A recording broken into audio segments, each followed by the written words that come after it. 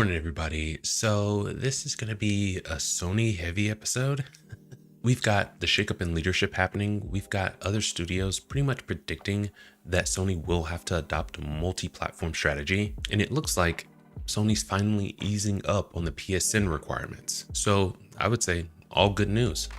So grab your coffee, get comfy, and let's round this up. First up, let's talk about Hermen Hulst. He wants Hype Concord to be the next Star Wars, but who amongst us hasn't hitched our wagon to a $400 million flop? No, can't say that I have. Well, Sony clearly took note, giving him a bit of a demotion and leaving Hideaki Nishino as the sole CEO of Sony Interactive Entertainment. It just goes to show, actions have consequences. You know, Firewalk Studios gets shut down, everyone gets fired, and Hermen Hulst gets a little bit of a demotion. Fair is fair, right? Next up, one of my personal favorite studio heads, Thomas Mahler, the creator of the Ori games and No Rest for the Wicked, thinks Sony will eventually need to spread their games to other platforms. He cites the plateauing of console games and the need to grow. Needless to say, you are correct, sir! The question is, how long will Sony hold out? And finally, some great news for all us PlayStation fans. Instead of making you create a PSN account for God of War Ragnarok, Horizon Zero Dawn, Spider-Man 2, The Last of Us 2, Sony's new approach will reward you with in-game items if you choose to do so. And if you follow the channel for any length of time, you'll know we mention our frustration with their previous approach time and time again. So, you know. Victory lap! But that's what we've got for you today, with a little more sprinkled throughout. Plus, I'm joined by the brightest minds on YouTube, plus a special guest to give their expert analysis. Welcome to the Catch Consumer Podcast. Good morning, everyone. Yes, Good morning. yes. Yes. Hey, Good morning, everybody. yes. Special guest. So, All right. I want to apologize to everybody. It was going to be 8:30. That's what I told you, Bav, and then it slowly devolved and then just snowballed into 9:25. Trust me, So- my viewers are used to me being late, so don't worry about it. Right on. I try to be on Yeah. time, but you know, these guys know I'm a truck driver, so I'm away from the computer a lot. So anything I want to handle, gotcha. I have like one day to get everything done. And I usually, and you know, I have 4 kids, so it's Oh, that's what's up, man. it's ridiculous. Yeah. Needless to say, it seldom gets done, right? So, Yeah. but That's what's up, man. That's what's up. I appreciate you joining us. We've got Nos the Indie Boss. We've got Gamer Geek. Leon Kennedy makes her week. Got the whole thing. That rhymes. That rhymes. Yes. I think we It rhymes. It means it's true, right? That's automatic. we came up with all of these on stream, I think. Yeah. Right? That's hilarious. Yeah. Right on.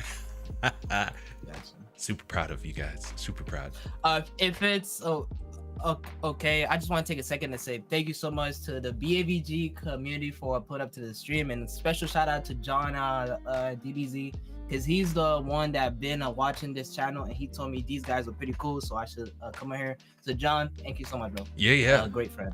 For Yes, sure. thank you guys. Yeah, And you thank guys you, are Beth. lighting up the comment section. We really appreciate Yes, that, man. sir. Seriously. Good job, chat. Yeah.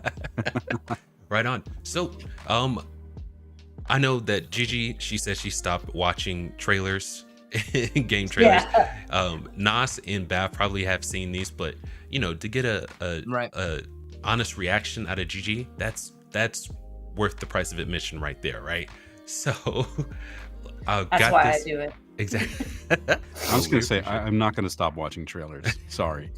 I stopped watching movie trailers because they spoil everything. But games to me, Oh it's my kind of God, different. man. Yeah. Movie trailers suck. Yeah, People making the movie trailers have no connection to the movies whatsoever. And you're yeah. right, they do spoil it so often. They used to be good.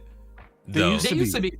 They used to be good. Yeah. When you freaking- had, you know, I think it went all downhill when Don Fontaine stopped doing the voice for him.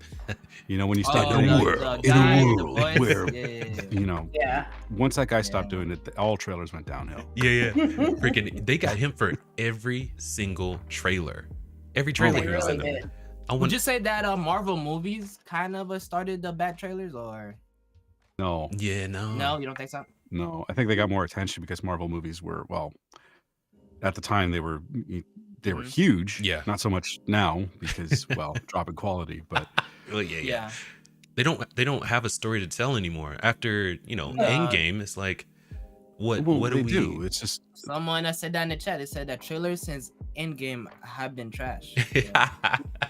The way that they tell their trailers is the same way they tell their storytelling, which is and this happened, and then this happened, and then this happened. Yeah, it doesn't pull you in or try to make you go, oh, I want to watch that. Yeah. No, it just reminds me of that. Reminds me of that scene from Dude, Where's My Car? When they're ordering the Chinese food. And then...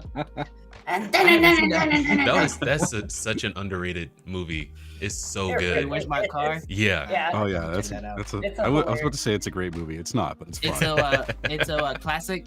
Yeah, it's like I gotta watch it. It's a dumb fun movie. Yeah, it is. Who was the model turned movie star? I can't remember what his name. Ashton Kutcher. There we go. Ashton Kutcher and Sean William Scott. From American Pie. Who can actually act? Yeah. He's not bad. No, dude. I was just thinking about this. You should watch him in Evolution. Evolution. Oh yes, he's freaking fantastic in that, dude. He's all He was so good. also in a Christmas movie that came out with Brandy. I don't know if you guys seen it, but he was in there. I was like, is that the guy from American Pie? And it was. So even though now he is much older, so I think that his genre changed. But he was in Gooner too, like Gooner 1, Gooner 2. Go ahead. No, Goon, yeah, I was just about to mention those. Oh, Gooner. That's my bad. See, okay, I'm 36, so this new kid lingo, dude. Yeah. Gooner, don't say that one. Don't say that one. Oh Lord, Goon what's it 1, mean? Goon 2. What is, no. I think I know what it means. Oh no. It's like you like to spend a lot of quality time. You do a lot of self-love. Go to Urban Dictionary, you'll find your answer. Self-love. Okay. Yeah. Right on. Okay, so let's get into this first trailer real quick. I mean, what a note to end. Exactly. What a note to end the conversation on. I'm already blushing. So the east side of the world, they've been killing it. Black Myth Wuchang.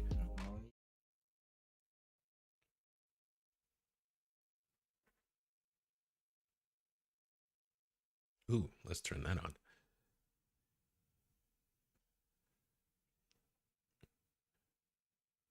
Huh, I wonder.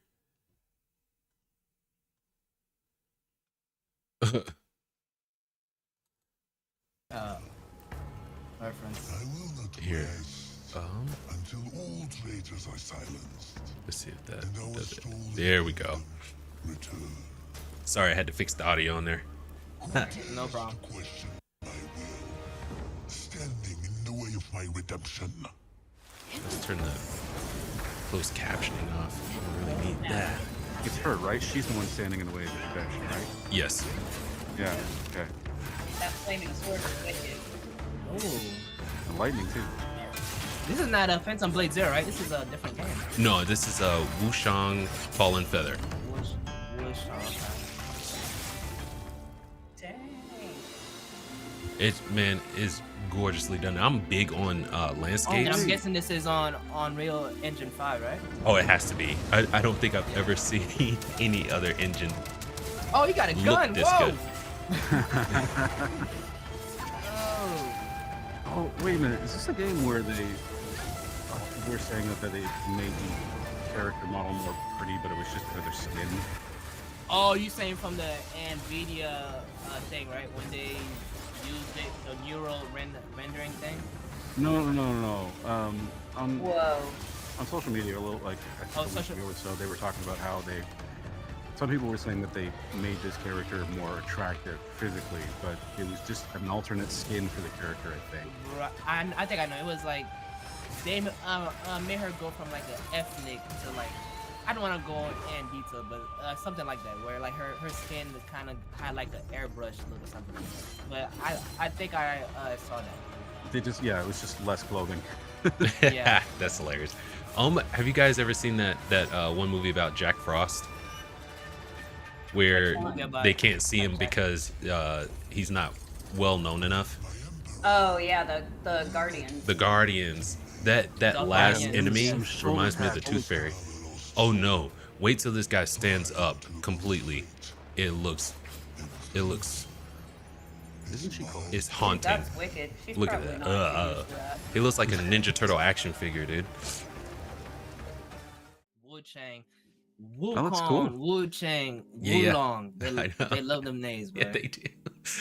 Right on. Yeah. So what do we Dude, think that about that? was awesome. I know, Like, right? Mhm. That. The power she's got with her sword. Yeah. Did you see the one? She turned it into a bow and arrow. Yeah. Oh yeah. One thing that I would say is Black Myth.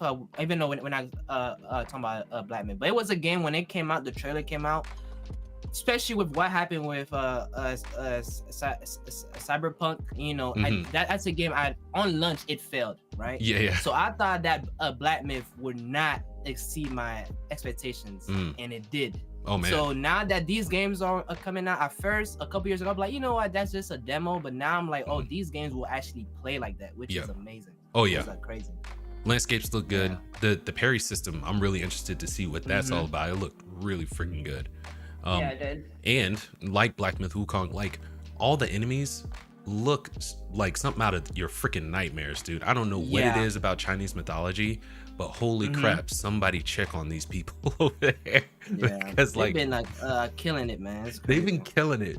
But That's like- why all their kids are well behaved. that's a good point. It's like you better not, or freaking because they're scared of a myth. oh my I'm god. That's telling funny. you, dude. I used to tell my kid that Oh. if he got more than an arm length away from me, the kukui would get him. Oh, Because we're Kukui. close to Mexico. Yeah, so I'd be like, he would start walking away, and I'd just yell kukui. That's insane. And one time, this poor kid turns Oh my back goodness. around. He's like, and he runs like immediately, but he ran into one of those like holly bushes. Oh. Was it like a pokey bush? Yeah, and he Oh. goes, boom, boom, just like straight onto his back. And I was like, oh my gosh. Nah. He'll get you back when he gives you the therapy bill, I'm sure. Exactly. The therapy bill. Right on. That's funny. All right. We're moving on. Again, GG. Okay. Haven't seen this one. Yes, It was hard to I'm avoid excited. this one, but It really was. Yeah. She did a great job. Thank you, GG. but Yes. but this is they're creating a new entry into the Ninja Gaiden series, and I want to say the remaster of Ninja Gaiden 2 is already out. You can go play that now, which is freaking great. I love when they make announcements Black, like that. And but let's get into this one. GG, tell us what you think. All right.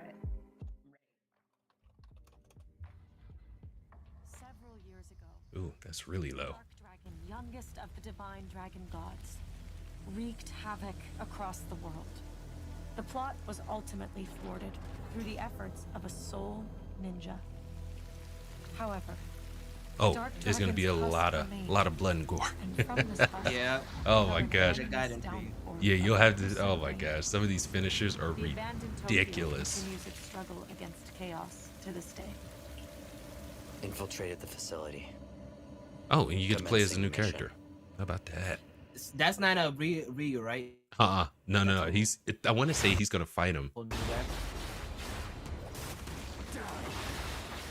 Crazy, Okay. crazy. Oh my god. Yeah, Oh, that was wicked. Nah. It's like it's bordering on He looks gratuitous. You know what I mean? Like you're going. Yeah. You don't need to do my boy like that, but it's really I love stylish. that. I love Impact that frame. style, that effect when they do Yeah. that. Yeah, right yeah. there, Impact frames are Yes. That's good.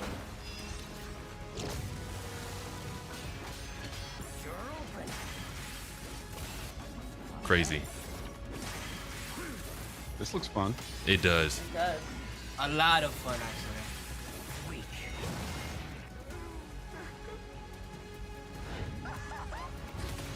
You have another Oh, Kitsune.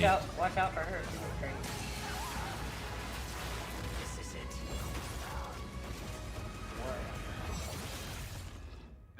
Was Ryu she a Kitsune? Hayabusa. It's like she died badly. What'd you say? Yeah. Oh, Fox Lady? Whatever your clan is plotting, Fox Yeah. lady. She looks like a Shoot, that's what I should call my wife. Kitsune. I mean, basically. Fox lady. Hey, Fox lady. Different Fox Lady. Yeah, I know, right? Fox Lady and Fox's Lady are two different. Hey now. Fox's lady. Hey now. Hayabusa. I will execute my mission. That sounds Ryu though. I don't know. Right on. So That's how a, we that's Okay, a so nice trailer. that captivated me. Mhm. I really like that. yeah. Those bosses look wicked. Oh Yeah. yeah, they look like just running the main bosses, but the guys that you just murdering, like Yeah. just dismembering. He just This- dismember. Yeah. Yeah. it looks like a lot of fun. I to would just say go, though, yeah, if you have a Game Pass, Gaiden 2 Black is actually out right now. mm-hmm, So I would say to try out that game, especially they're using the same engine, Mhm. Unreal Engine 5. So try out that game and see if you enjoy it. Then for sure you will enjoy 4. Because me, oh yeah, I never had the chance to play the games when I was a little bit younger, because my parents didn't let me play games like that. Now that I'm an adult, I got to play, and those games are absolutely amazing. I've been enjoying my playthrough of it. So I would say first play the new one, then after that, you'll be ready for it. yeah. Oh yeah, shoot, man. And okay, so we've kind of had this debate on here. Is like, I really appreciate that some of these studios are remastering, like with Snake, Metal Gear Delta. Metal right? Gear, I love that they went back and made that the graphics for next gen consoles, right? Yeah. But some would say, hey, make a new product. You know what I mean? It was like that's kind of all we're seeing is like sequels and remakes and reboots and things like that. It's like enough, like let's get a Black Myth Wukong, let's get a Wuchang out there. You know what I mean? Right. Let's get those kind of games. But I do appreciate when they go back and remake games for current gen consoles and current gen technology that I loved when I was a kid. Can I ask you something? Yes. How do you feel about remasters being handed over to a third party? It depends, because that's a I great want to say question. Metal Gear Delta is, I want to say, I can't remember the studio. But as long as they don't touch the things that we love about it before, I'm good with that. GG, I know you say that adding a little more, because they did that with the Resident Evil remakes, adding a little more, is fine too. And I think I could be fine with that too. I think if the biggest problem that I've seen with the remakes is that most people hate Resident Evil 3 remake because it was basically completely rewritten. Right. And to a degree, I do agree with that. If you've played the original, like you're basically getting a whole new game in 3. Yeah. But what they did was they created more of a story and gave you more stuff than you were getting in Resident Evil 3 Nemesis. Yeah. And so I really did like that. I really do like the remake. But nothing's going to touch that original. Okay. Right. Is it nostalgia, you think? I think so. Is the story better than... Yeah, go ahead. Yeah, I really liked both of them. Okay. A lot of people are like hardcore on the retro, leave it alone, make it this, this is how it was. Yeah. And I can understand that too, but I feel like if you're gonna do a remake and update it to today's graphics, do it well, keep true to the story, but give it, if you're gonna change it, if you're gonna change it, make sure it's adding to it, right on, and making it better, not just let's completely rewrite it and just use elements of the game. Right. But again, I did really enjoy Resident Evil 3 remake, but that's not a popular opinion. As far as remasters going to a third party, remasters are supposed to just be like updating the graphics, taking the original games and updating them, so they shouldn't be touching them and changing anything. So remasters, I'm not so worried about going to a third party, because their job is to just make it better and playable with what they had. So I don't know why you're laughing what somebody said in chat, but I'm scared. They are going nuts in chat. It's hilarious. I'm just reading through real quick. You know what I mean? Bab's community is hilarious. Yes. I miss you guys too. Thank you for showing up. I know. Y'all keep coming around. You're fabulous. Yeah, legit. But I would say though, to answer your question, Fox, because you asked a great question, is like why these companies are focusing on remasters and remakes. I would say a bad example example of a remaster or remake is The Last of Us Part 2. Oh man, that was just a waste of resources. Now you take something like Ninja Gaiden, which is a game that came out 20 years ago. Exactly. Xbox 360. I feel like it's a way to. It's like when a movie. I don't know. I feel like remake, no. Remasters, yes, because a remaster, if you can hold the essence of what the game was about, and you're able to present that to a new. I was playing the remake. I'm like remembering being like a teenager and freaking out, waiting for a liquor to pop up at me. I don't know if it's a faithful remake and it doesn't distract. Yeah, it was faithful. Yeah, right. Right. The like, GTA remakes, the essence of it. The GTA 3 and the Grove Street Games remakes were just horrible. crap. So it didn't really let you get back into that mindset when you were first playing that game. Yeah. So as long as it's not a distraction and it actually improves on stuff, great. If I may ask, how did y'all feel? Because y'all a little bit older than me, right? I'm a lot bit older than you, but yes. Y'all played Final Fantasy 7, right? The original one. Yeah. How you felt about Final Fantasy 7 that came out recently? You know, with the didn't play it. Graphics. Okay, you didn't play it. I didn't have any interest in playing it. Really. Okay. I've not really played any Final Fantasy game. I've mostly been a backseat gamer because if I was around any of my siblings, like I wasn't getting that controller. Yeah. Okay. You know, and so so there's that, and then like. I also used to get very, very motion sick when playing games. Oh, yeah, that makes sense. Yeah, so anything after Super Nintendo was a little hard for me for a long time. So I had to just constantly play in blocks and build up to it. So now I can play pretty much anything. It looks beautiful. The remake looks absolutely gorgeous. As far as gameplay and faithfulness to the original, I could not answer that question. Right on. That's what we need. That's what we need Ken for. Yes. Oh, hi, kitty cat. So I wanted to ask. That's my son right there. That's right. I got one behind me. I saw her on the last stream. Yeah, she was all over the. Oh yeah, that's they don't care. No. They don't care. So real quick, I don't know if anyone else has experienced this, but like coming from Sega to the Dreamcast and all that, you know, to the current technology. I remember, and I think I've spoken about this before, but on the Sega Dreamcast, Sonic Adventure 1 and 2, I thought those were as good as graphics we're going to get. I was blown away. Was it like that with you, Resident Evil? Because that was one of the reasons why it scared me so much, because it to me, I don't know what it was, but it felt photorealistic really realistic to me. Yeah. And then it's funny because shout out to Lord Beerus. I was nostalgic for the original. And I have the ones that you can play on like PlayStation 3 and on the PSP and Vita. But they don't work right. So you can't ever really play them, even if you're trying to use like the tank controls. So I never really get to replay it. So all I'm remembering, and I'm about to date myself and show you how old I really am. I remember being 17 and playing. And then now I'm like looking at it and I'm going, I started it and I was like, no.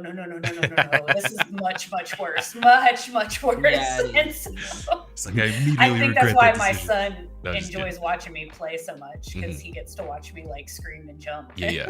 That's why I think you should stream. I did the Resident Evil 8 demo. I did not have a good time. I'm someone, even my community knows this. I hate scary games because I generally get scared. Like I'd be getting scared. Like, that's part of the fun, though. I had nightmares because you get immersed in it. I had nightmares. What happens to them happens to you, right?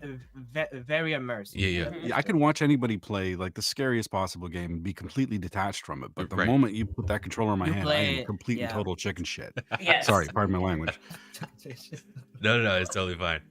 Continuing the theme of gaming trailers coming from the Far East, this one is another one that looks absolutely amazing. It's 6 minutes. We're not going to do all that.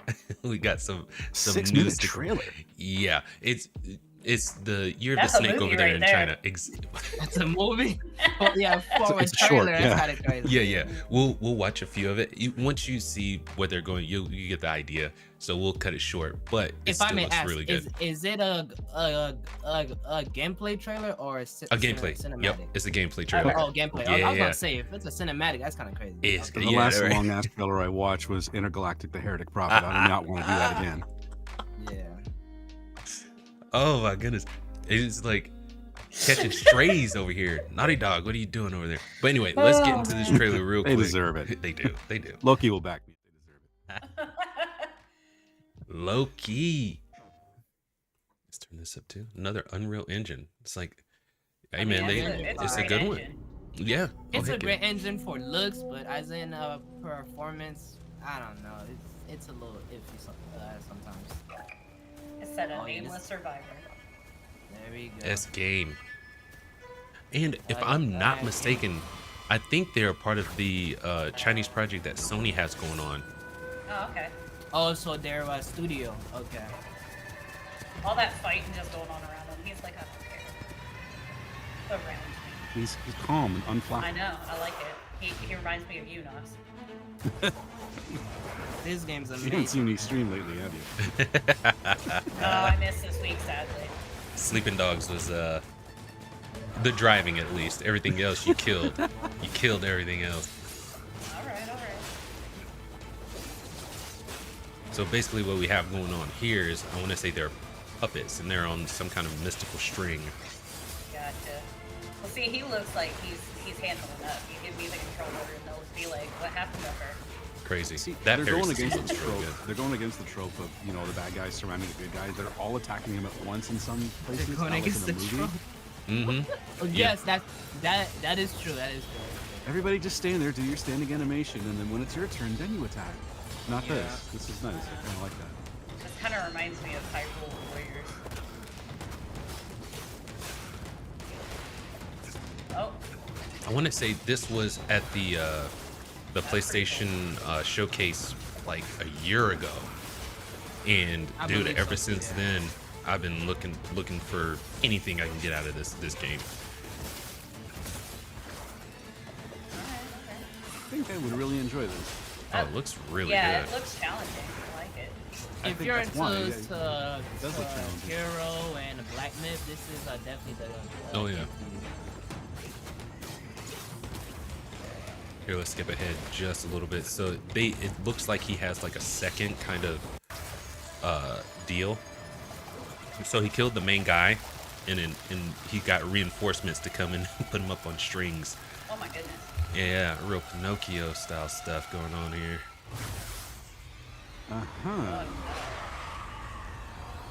Okay. He said you thought I was gone.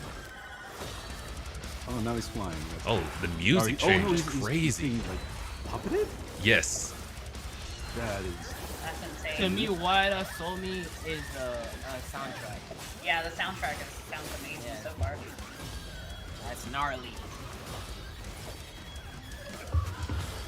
It's got that off-kilter like a villain attack, you know. So the parry is gonna be difficult. Well, maybe not crazy, but it's probably gonna be a little bit. This will definitely be a next-gen only game. There's no way that a PS4 is gonna run. No, yeah, no. I don't think so. Way. Crazy. Oh my gosh. It definitely looks challenging. That's awesome. Yes, for sure. Parry, nice.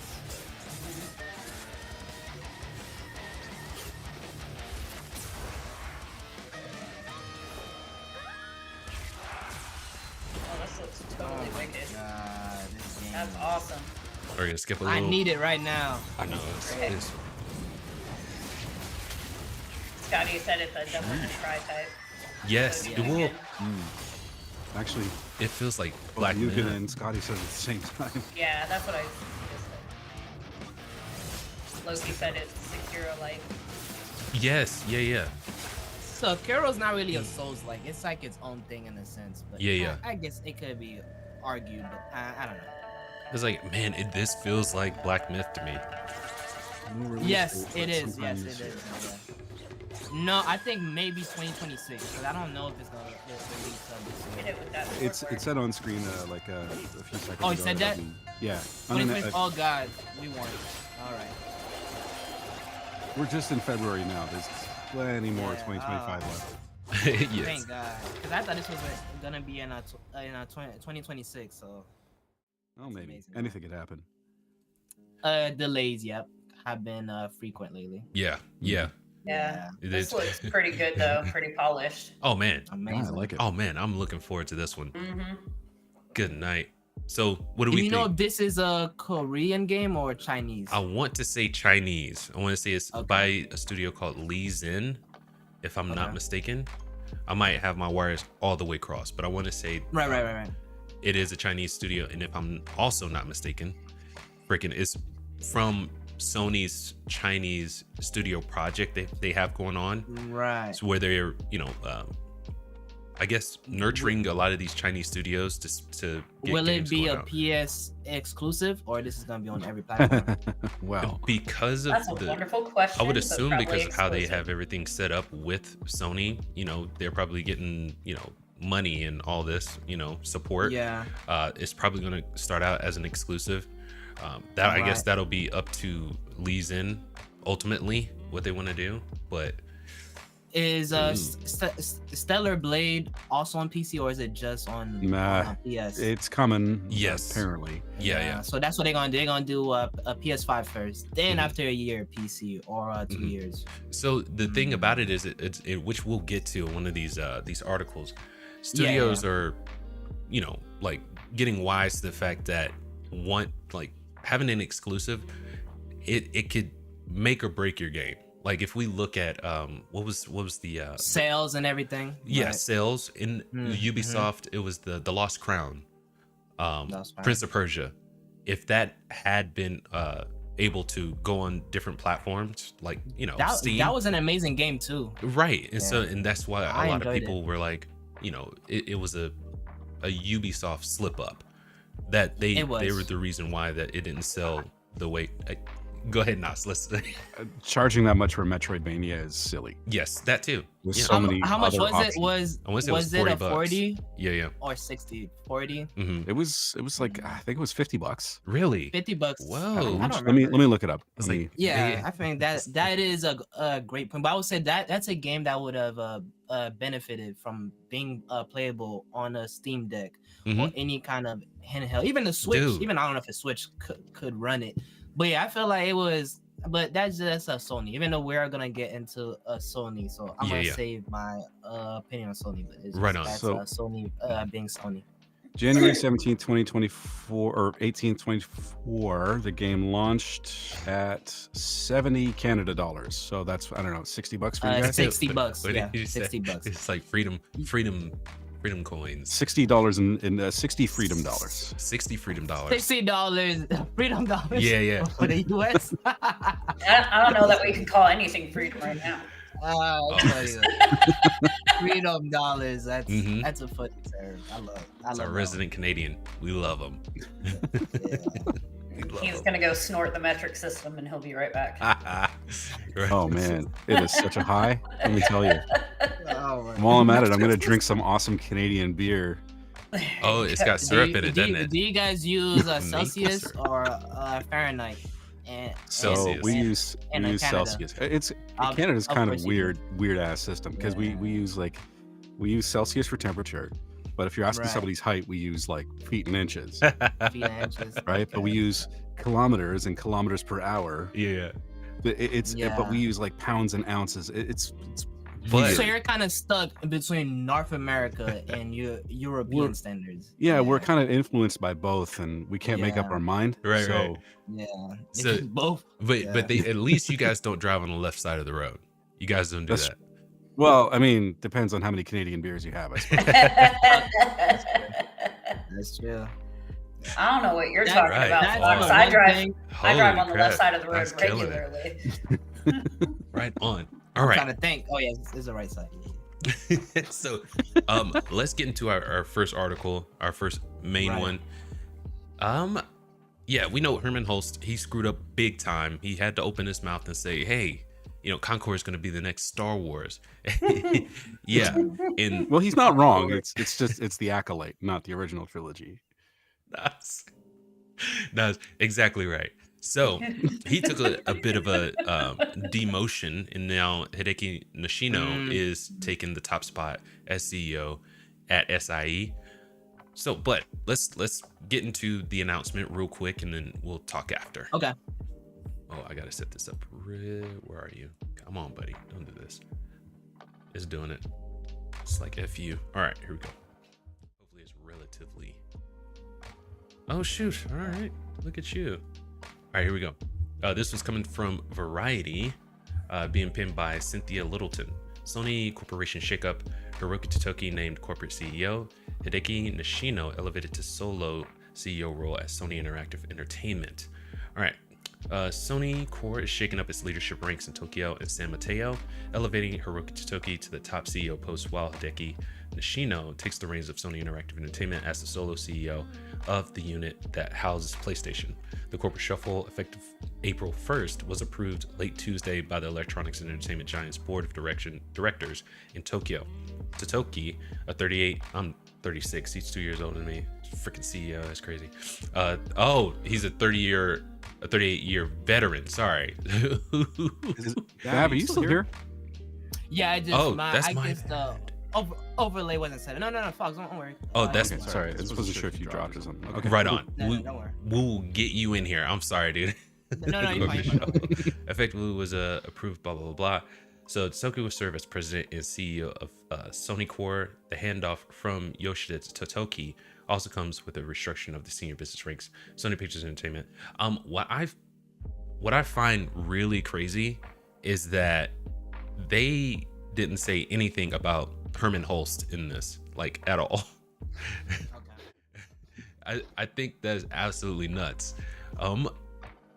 So the rumors are that usually with these kinds of demotions, you know, the person who's been demoted comes out and it's like they leave the company. So what do you think that conversation was like behind the scenes with Hideaki and Herman? I don't know about that conversation, but I think because they were interim co-CEOs.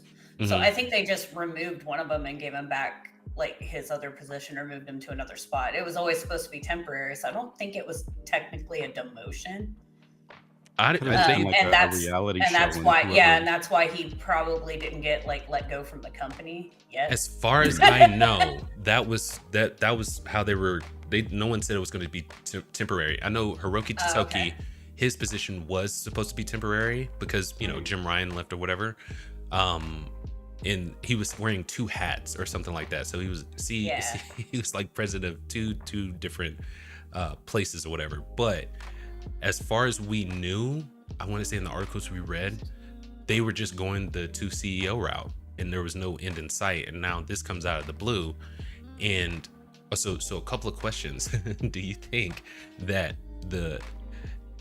at the failure of Concord, is that what, kind of made Herman, it definitely had a lot to do with it. Yeah, I think it's a driving factor. Now, I wouldn't say it is a demotion, even if it's not by title, because it kind of puts like a strike on his record. Yeah. Oh, remember you messed up with a Concord. So I would say, but if you guys don't mind, I think that was more than just a strike.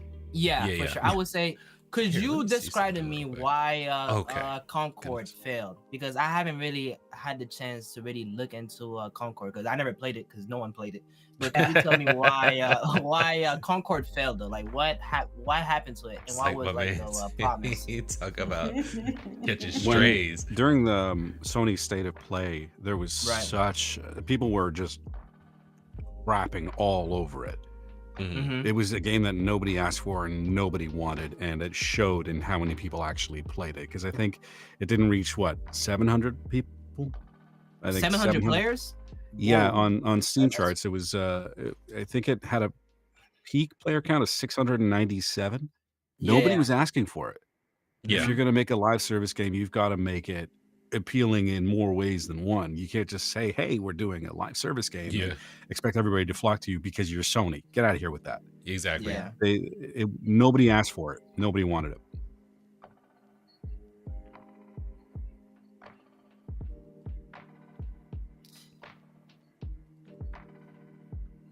The character models were ugly as sin. Nothing appealing about them. I don't want to play as a big trash game. I'm so sorry. Dude, I have no idea what's going on. What's up? Spreading. You bring him on one show and all of a sudden he's taking over. Take 2 spots. You're my piece. He I said have my eyes. What is happening right now? Okay. Alright, so now we have two. Give me a second. Give me a second, guys. I got Hermen Hulst. You got Herman Hulst. Dude. Okay, so we always have something go wrong. Never been like this before. This is brand new right here. Don't worry about it. Trust me, Darren and joining the show. Okay. Here, hold on. Oh my god. This is so crazy, dude. I'm back. Oh god. Yeah. No idea. I might have to. All right, you guys keep talking. Okay. I'm gonna do this thing over here. Was Concord free or it was no? It was $40. Yeah. So you had free to play options out there. Yeah. That were better. Already had an established fan base. Is it a FPS? What is it? It was a hero shooter, third person hero shooter. Okay. And from what I heard, like the actual gameplay was fine. It wasn't earth-shattering, groundbreaking, or anything like that. But you combine the fact that you charge people $40 for the privilege of playing a game that you could, that you shouldn't have charged anything for. Yeah. When there's competitors and stuff like that. Competitors that are already established and free. Already established. And do you think that like even if they did make it free to play, like do you think that no, because the open beta had like I think maximum 2,000 people playing it. Here. Oh, that's bad. Go here. Yeah, but I don't think it would have been as bad as a failure if people didn't pay their money for it. I think it would still be bad, but Sony had a lot of failures. But yes, most likely, yeah. I have no idea what's going on right now. Yeah, and I think the general's public opinion might have been a little less harsh. Yeah, maybe. Bro.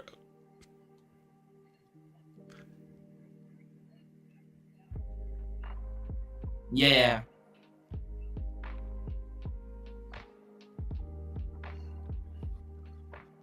Yes. And it should always be free, no matter what. 100%. It should always be free. Yes.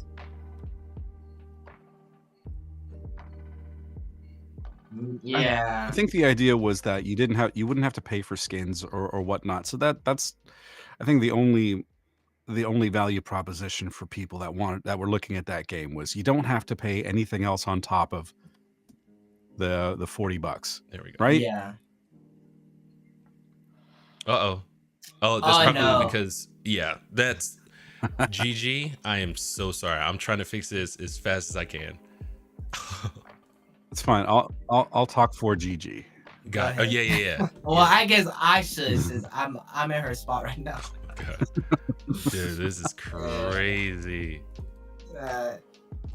She said that Concord was absolutely trash. Which it, yeah. If we're being 100% honest, it really was. I think Horizon Zero Dawn but all the hype. Basically, what she said though makes sense. If you're gonna make like a battle royale or a hero shooter game, you should really look into the market that you're in and make sure that you're doing the right moves. Especially one of them being make sure it's free so more people have access to it. Yes. Yeah. Hey, okay, we're back. Well, you're back in the preview screen, but not yet. Yeah, preview. Yeah. Okay. Yeah. All right. Now I got to figure out what the heck happened to the monitor. Okay, let's still talk. Well, in the meantime, do you guys have any questions in the chat that's related to the game and not my forehead, please? Oh, wait. Don't worry. All right. What? Do you guys have any questions regarding Concord or Sony? Or any comments? Or any comments? I suppose. Yeah. Oh my goodness.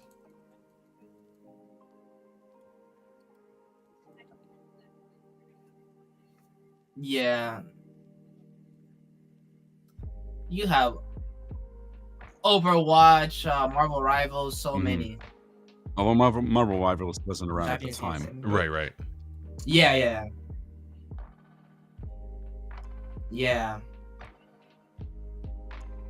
No idea. Onimusha, okay. Let's look at the difference between Marvel Rivals and Concord. Marvel Rivals is free. Yes. Character design is appealing. What else? It kind of serves sorry, guys. because a lot of people are into Marvel characters, right? It's like you already have that going for you. With Concord, this is brand new characters that no one cares about. Yeah. So I think, I don't know. It was just a bad move, especially making it paid. Like, what were they thinking? Like, it doesn't make sense. Well, there was also, I think one of the selling features of it was that they wanted to have like these cutscenes that they would release every week to drive the story forward. And it's like, okay, fine, but I don't care what this does, right? Yeah, like I think Overwatch does like a cutscene thing for like newer characters and stuff like that. Yeah. There we go. Asking our opinion of the first Descendants, because I thought that was really good. That was brutal. I didn't really get to play a whole lot, but it's a good game, and they said it died out pretty fast. But first Descendants, right? Yeah. Was it free? Or yes. Okay. Well, First Descendant, I think I remember that. That one was in the center of a little bit of like jiggle physics controversy, wasn't it? Jiggle physics controversy? No, that was Stellar Blade. Well, no, I think it was Blade. also First Descendant. Yeah. Because there was a dancing animation where oh yeah. That was it. What is happening right now? Oh my god.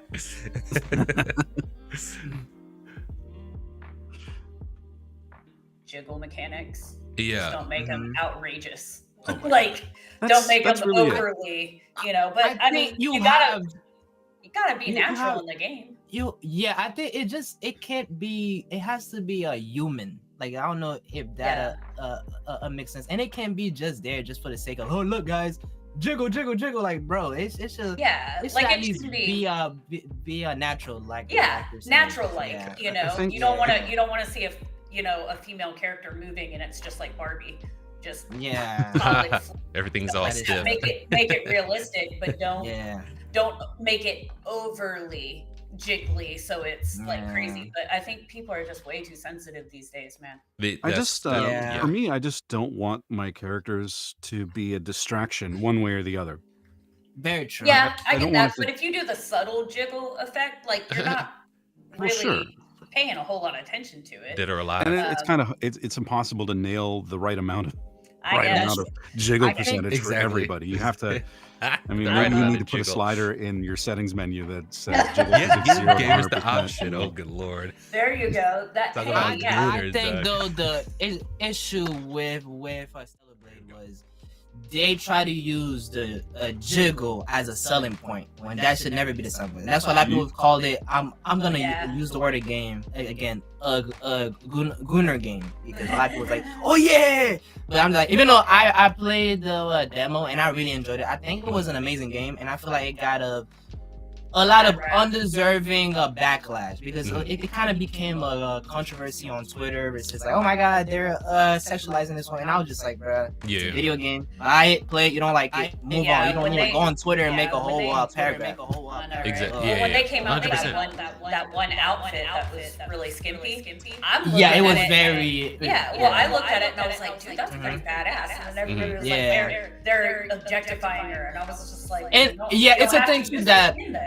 It's like how men, we love to mansplain. We also gonna tell women how they should feel about another woman in a game, which is crazy because like, bro, I'm a man, I can't tell another woman if she should like this or that. So I don't know. Well, the thing is like, I don't think anybody should tell anybody what they should like or not like. Exactly. It's a personal decision. It's up to you. If you don't like it, don't look.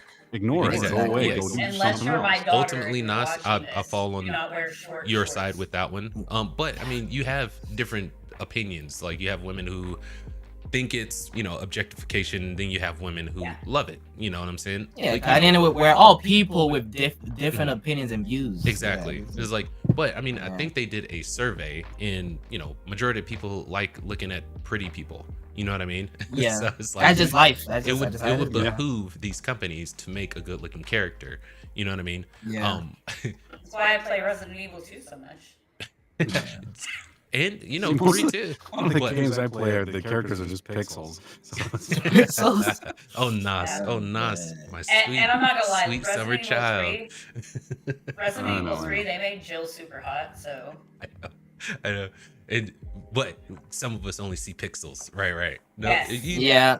I get that, but holy crap! I don't mean that. That's only sees in Minecraft. I don't mean like in terms of like I don't see a character, I just see pixels, like something out of the Matrix. No. I'm just, a lot of the characters, a lot of the games I play are like. Yeah, you play a lot of indie games. Characters I play are like pixel art. Very like low graphics, right? Yeah. But your games are so fun, especially because when you're streaming and you do the voices, I just. Oh my goodness. It's so great. Retro games on top, yes sir. Oh my god. Let's get this back on track real fast, okay? Alright, I'm so sorry. This has never happened. So I don't blame Bab. I don't blame me. That has never happened. Blame me, don't worry. See if you get an invite back, man. No, I'm just kidding. No, he's getting an extra one. He's getting an I'm sorry invite for sure. Next time he's gonna take up 3 slots, not just 2. You need to come back. It's the bad. Every time that I come back, it's an extra slot. All right, so we're gonna move on to Hotline Miami. Yeah. That's we're gonna get into questions at the end of the stream. So save that question, Kai. Yeah. Okay. This is coming from WCCF Tech. This has been pinned by friend Sesco Demio. PlayStation will eventually abandon console exclusives and follow Xbox strategy, Moon Studios CEO believes. And I gotta say, I really like Thomas Mahler. That dude gets on, and he has like these. He has kind of really good conversations, philosophical stuff. You know what I mean? Mm-hmm. And he, you know, relays it back to the game industry. Dude he's really interesting. I would love to get him on. He's not shy about his opinions. No, he is not, and he doesn't care about any backlash he gets either. The dude is but that's good. We need more of that. Exactly. But let's see.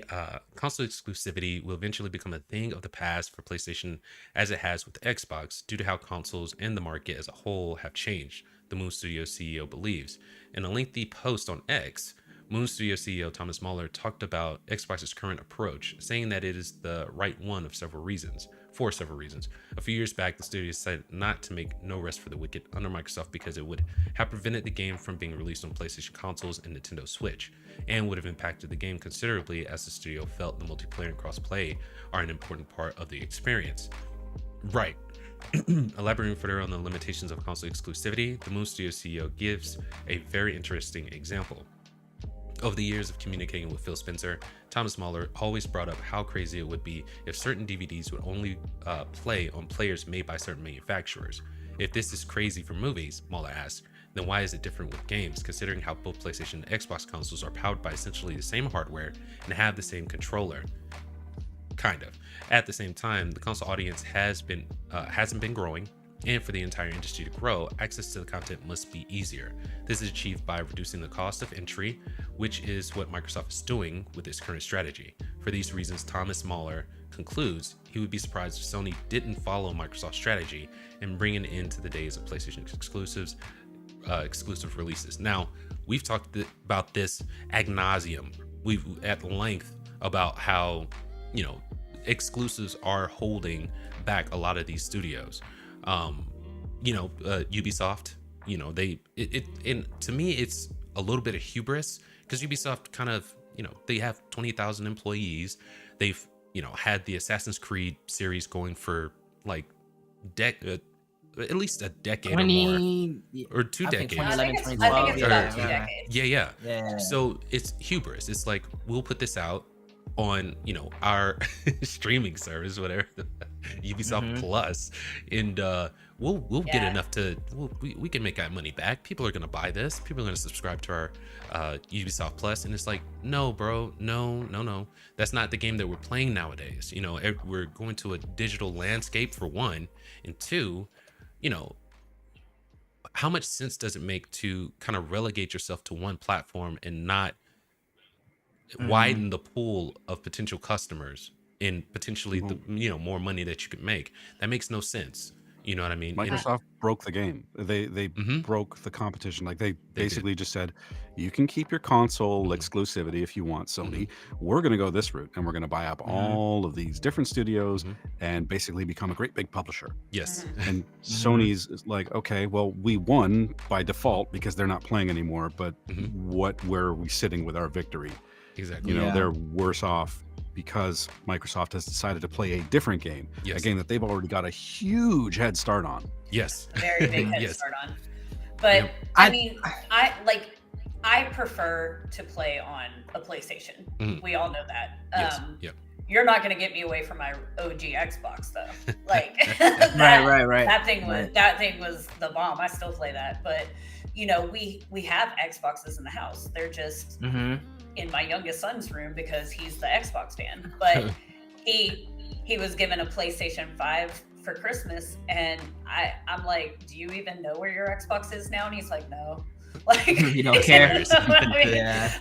But there's stuff that, like, you know, he can do on the Xbox that he can't do, you know, on PlayStation. For me, I've got the Switches, I've got the PlayStation 5s, you know, I've got the gaming laptop. Got the big boy stuff. Like I'm able to to go to different stuff because with the gaming laptop, I can get Game Pass on my right. Yeah, and stuff like that. So for me, I want to be able to play any game, anywhere, anytime, and it should be that way. Yes. And so that philosophy is really, really great. And we've talked about before, like, if you want to do a console exclusive, okay, fine, but do it for like 30 days or like 6 months or whatever, you know. But I just really 2 years is wild. It's insane. It is insane. I would say though, in capitalism, we're gonna look at the numbers, because unfortunately, even though what Xbox did is amazing, but they decided to not give Sony competition, right? So that leads to Sony being like, okay, we have the market share for this. We decide how it goes. And I feel like Sony will only, even though exclusives is the right thing to do for them, but the thing is that we need to ask is, do they have to do that? Because if they don't have to do it, like, they're not gonna do it if it benefits us. They're only gonna do it if it makes them more money. They won't have a choice. Which I think it would, but I don't know. What it'll come down to are the studios wanting to make more money. And being an exclusive is not a moneymaker for a studio, not in this day and age. So the studios are going to force PlayStation to change their strategy. And we've seen this from Square Enix. They've been a second party studio for PlayStation for a long time. You know, they've always been PlayStation exclusives. And now you see them, like, I want to say it was last year, in the middle of last year, they're saying, no, we're not doing that anymore.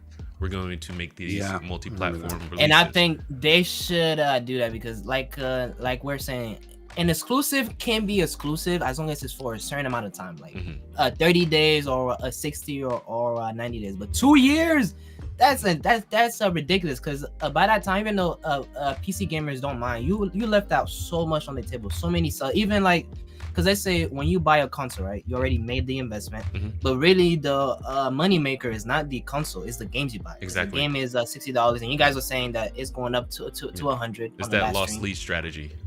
Exactly. You're gonna end up discount and make your money back up with the games. You make your money. So then having Xbox players or Switch players buy your games, that doesn't cost you anything. But I think it's just they really want to make sure that Xbox was no longer a factor. Because now they're like, okay, we sold enough for PS5. So I think they will change it up. But one thing I'm gonna say, that even though I am a Sony fanboy, I have PS1, PS2, PS3, PS4, PS5, they're becoming more and more anti-consumer. 100%, so I don't know if they're gonna do and the they right will thing. be forced. The second part of that I wanted to mention, the consoles are on a decline. They're plateauing. They are plateauing. PlayStation 5 won't see the numbers that PlayStation 4 saw. Yeah. And obviously PlayStation 3 and 4 didn't see the numbers that PlayStation 2 saw. So it's on a steady decline. So yeah, and it looks God like help them with the PS6. Exactly, and so the PS6 is rumored to be $1,000. So we're gonna see. So that's no one's gonna buy that. And I believe that they're selling these. When I say no one's gonna buy that, I don't mean like literally nobody. I mean it's not gonna do numbers. They said the PlayStation 5 Pro did well. That's what they're saying. I want to see those numbers. They said it did well. I want to see the numbers. Show me the money, Sony. Yeah, but I want to ask y'all a question. How y'all feel about PS Plus versus Xbox Game Pass? Because I myself, I thought about this like this morning. Like with PS Plus, I think PS Plus is valuable if you haven't been a customer for so long. Because the way I'm going to phrase this right is Xbox Game Pass, you get day one drops. Yeah. With Sony, even PS Plus Premium, you don't get day one drops, right? So you only get the monthly games, and you can do a 2-hour trial. So I feel like it's better for someone to have PS Plus if you didn't get a PS5 when it first came out, and then you get like so many games. But if you've been paying for it every month, it's like, what am I getting back? Because you don't have enough games on there. So what am I exactly getting back? So I just want to hear you guys' thoughts on that. Yeah, I think Xbox Game Pass is vastly superior. They've kind of positioned themselves as the Netflix of the game industry, which you look at Netflix and we've talked about this a lot before. Netflix was the first one to jump in it, and they're the ones that are making all the monies right now. Everyone else is kind of picking up their scraps of people that are left over and, trying to find more reasonable prices and things like that. But Netflix has the majority of the market share when it comes to that. When eventually we will get there in the game industry, Xbox is positioning themselves to be the market leader when it comes to streaming services, streaming your games and things like that. But go ahead, Gigi, sorry. Oh no, I was gonna say, as far as Game Pass goes, it is a vastly superior option because not only is the price like half of what you pay for premium on PlayStation, which I do get on a yearly subscription, you get the day one drops. You have more games available to you. It's kind of like I noticed shortly after they came out with like the premium, they did the like the classics, so you can get all the old PlayStation games on but it's only premium. If you stream it, which I hate. Yes. It's like you've got to stream it. It's stream only. You can't put it on your console. Crazy. But it's kind of like how they did it with the Switch was like, here, have all our old Nintendo stuff, have Sega, have this, have that. So it's kind of like they copied that like little bit of it, but there's not enough that I don't already have access to for me to warrant the PlayStation Premium just for the classics. It's kind of cool. You get a discount with like the Ubisoft Connect or whatever the heck they call it. And you get some of their free games and stuff like that. But for me, the price that I'm paying isn't worth it for every year.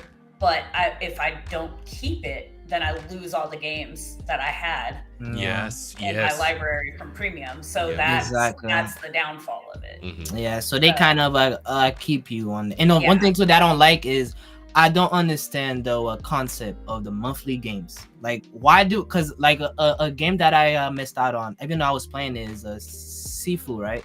And I forgot to claim the game. And I went on there to play and I'm like, oh, I forgot to claim it. I'm like, why do I need to claim a monthly game in order to get it? Just give us the game. Like, I don't know. PS Plus is man, maybe it has something to do with the server capacity. I don't know. That's crazy, man. I forget to say arbitrary games silly. a lot. Arbitrary. Nas, what say you, sir? What say me? I don't use either. I don't use Game Pass or PlayStation Plus. Right on. Okay. I use Steam and occasionally Epic because I do like getting free games. Hey, now. Yeah, but Epic that's pretty much. So, I'm kind of like not part of this conversation. Well, no. Okay, then I have a question for you, Nas. Then. Okay. So from the outside looking in, PlayStation Plus and Xbox Game Pass, what are the rumblings out there? Which one is a better service? Oh, if I had to choose, I would choose Game Pass in a heartbeat. Yeah. If you told me like you got to pick one, you hold a gun to my head, you say you got to pick PlayStation Plus or Game Pass. I'm like, don't even bother. I'm going with Game Pass. It's like you don't even have to. I mean, I agree with you, and I have PlayStation Plus and Game Pass. So. I have both, and it's funny whenever I see the PS Plus come out of my bank account, I'm like, why am I paying for this? But when I see the Xbox Game Pass, I'm like, oh yeah, take it. Yeah. I'm not gonna lie. I'm not gonna lie at all. But before we started this stream, I'm like, you know what? I hate seeing that. You know, I'm being charged for PlayStation Plus, even though I've barely used my PS4. I don't even have a PS5. Yeah. I'm just gonna go and I'm gonna cancel that. And I did that today before we started the stream. As you should. It expires in like May of this year, but I'm like, I don't use it. I don't care. I don't want to pay money for something I'm not using. Yeah, it's expensive. AF. 100%. Yes. Yeah. And again, those dirty tactics that a lot of these companies pull is like they're counting on you forgetting that you have subscribed to their 7-day free trial, or pretty much when you haven't used it. Sorry, Sony. I think for me though, if they don't do day one drops, I think that would still be insane. They need to change that, because the thing is, okay, so you wanted me to buy your console, I went and did that. You wanted me to be on your subscription service, I went and did that. You're telling me you're dropping a new Ghost of Tsushima or God of War, I don't get down day one. That makes no sense. Yeah, it's messed up, man.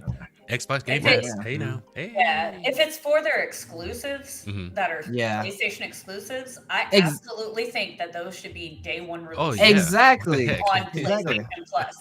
And then my other thing is, they're robbing you. They are robbing us in broad daylight. It's like, yes, you are. can get this for a subscription price, but we want you to buy the game first. It's PlayStation. Microsoft didn't have to do that. They didn't have to do day one exclusives. They did not. They didn't. Doing so puts so much more pressure on Sony. Yes. It does. And here's the thing is that, they've even said it themselves. Like Game Pass, they basically take a loss on all that every month, and they've done maybe one really good price increase over the last 10 years. Is it still $10 a month or 15? I don't remember. I don't know. And they switched around the tiers too. Yeah. But the fact of the matter is that if PlayStation is going to continue to do exclusives and not give us those day one releases, they can still charge us less for PlayStation Plus and recoup that money with their exclusives. Yeah. There's a way to do it. And they if Microsoft can take it at a loss, so can Sony. Sony, you own Columbia Pictures, you own Sony, you own all these other things. You've got money. So Sony doesn't have as deep pockets as Microsoft. No. No, they don't. Oh man, they have a fraction of what Microsoft has, and that's the thing, right? Well, go ahead, Bav. I would like to ask another question, which is different. So Sony has come out and said that they're getting rid of Blu-rays, right? They're no longer doing that. So it seems like we're moving from the physical to a digital world, right? Which is even worse, because now we just said that on PS Plus, when you have the game, if you don't pay for PS Plus, it kind of lock behind that paywall. So how do you guys feel about us migrating to the digital world? And do you think there's any way for us to stop it from happening? Because you see with the PS5 Pro, I'll let you on this one. Because it's way too convenient for people to just log on to their PlayStation and just download it straight to the PlayStation. And you look at the numbers, digital is winning. It is winning. And we can sit here and talk about video game preservation, physical discs and things like that, but we don't have control of the majority of people who are buying it digitally. You know what I mean? It would have to be like a shift in, I don't want to say culture, but it I think a shift in culture. I think so. Yeah. Right on. It would have to be that big I would of a agree shift. with that. For me, I don't mind there being. Oh, sorry. Go ahead. I love digital. I really do, because it is convenient. I don't have to go anywhere to get it. I don't have to worry about anything getting scratched or taken or lost or whatever. However, like I've said before, when you buy digital, you actually do not own that game. You do not own that movie. No ownership. You do not streaming own that and TV ownership. show. What you own is you paid full price that you would get with physical, and you bought a license to borrow it. But Gigi, the thing is, even if you buy a physical copy, if it's an always online game, if it requires an internet connection, and you have to get a PS Plus. You're right. You don't own anything other than a fancy piece of plastic. Exactly. That is it's true. such a scam. I don't have very many online owning games. Yeah. I hate this always online stuff, especially if it's like a Go ahead. For me, that's not so big of a deal. But as far as it goes, they can't come into my house and be like, give me your copy of Horizon Forbidden West. Exactly. You know what I mean? Yeah. But they sure can take it off my PlayStation. They can. What pisses me off, and I said this a while ago, is the idea that if I own a game that could potentially expire, and where's my expiry date on the back of my game? Like, treat it like a carton of milk. Then you need to tell me when this is going to expire. Yes, because that's going to factor into how much value I put on this game. Yeah, if 100%. You're going to sell me a game that's going to expire in 2 years, I'm not paying $70 for that. Get the hell out of here with that crap. Or even $80 or $100 for that. That's one thing that I would say. Shout out to Nintendo for making the Switch 2 still have a cartridge. Yeah. So I think because they could have obviously went a digital, but I'm kind of glad that they didn't. I like they're doing both sides, and if it makes sense for the company, sure. I mean, but if it's losing them money to manufacture the Blu-rays and get these things out of the door, I get why they wouldn't want to. And then they are gonna go off demand. So 100%.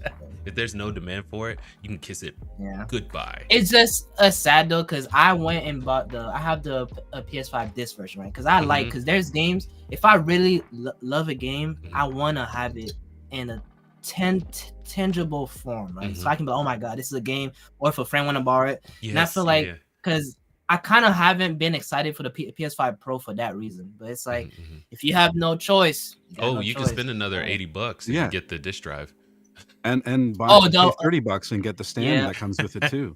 Yeah. Oh my god, dude! I don't know.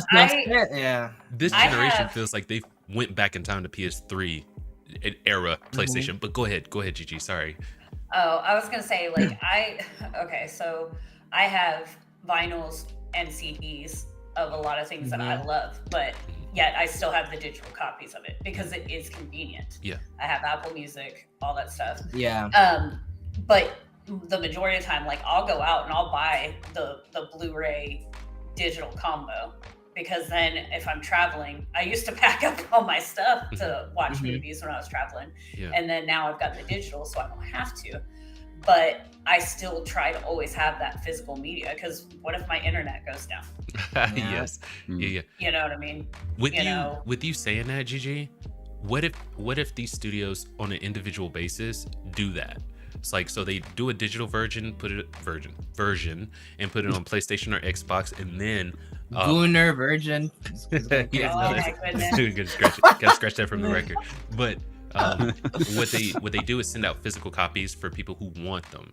I think that would be. I think it should be a choice. I think it should always be a choice. I would do that in a heartbeat. I could see that happening for like games that are big sellers. Exactly. Games Baldur's that are Gate, like flagship games, limited physical release. Exactly. Yeah. I would pay $10 more to have a digital and physical. Yep.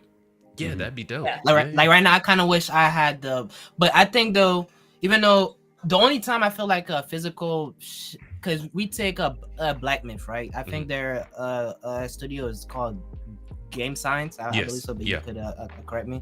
And they decided it would be better to do a digital release. One, because they can cut out a cost. So I feel like if you're a small company, it makes sense. But I'm just saying, I still would like you guys are saying, in the future, Black Myth was like, oh yeah, we're highly successful. Now, if you want a physical disc, it's available. So I feel like it should be that way. But it's gonna depend on if they can make money off of it. And it doesn't have to be a nefarious thing.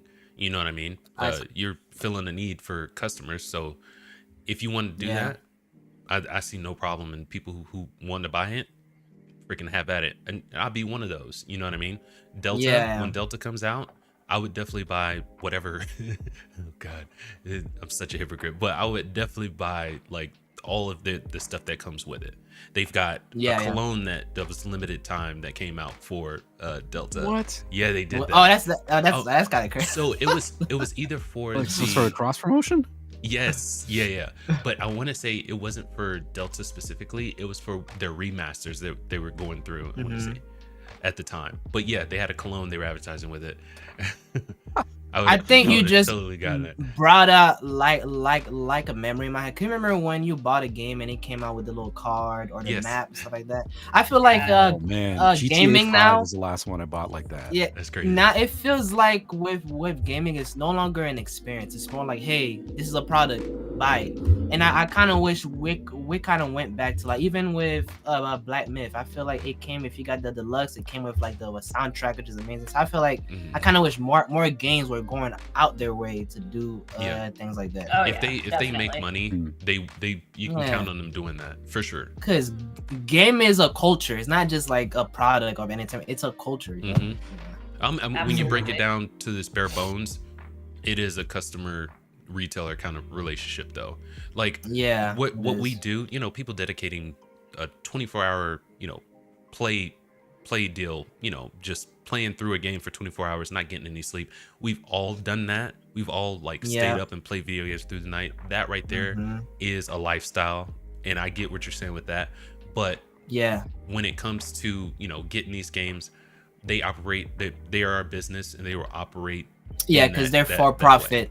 Always, and you do have a captive audience to a degree. I mean, there's probably more people playing games now than ever before. 100%. Yes. Yeah.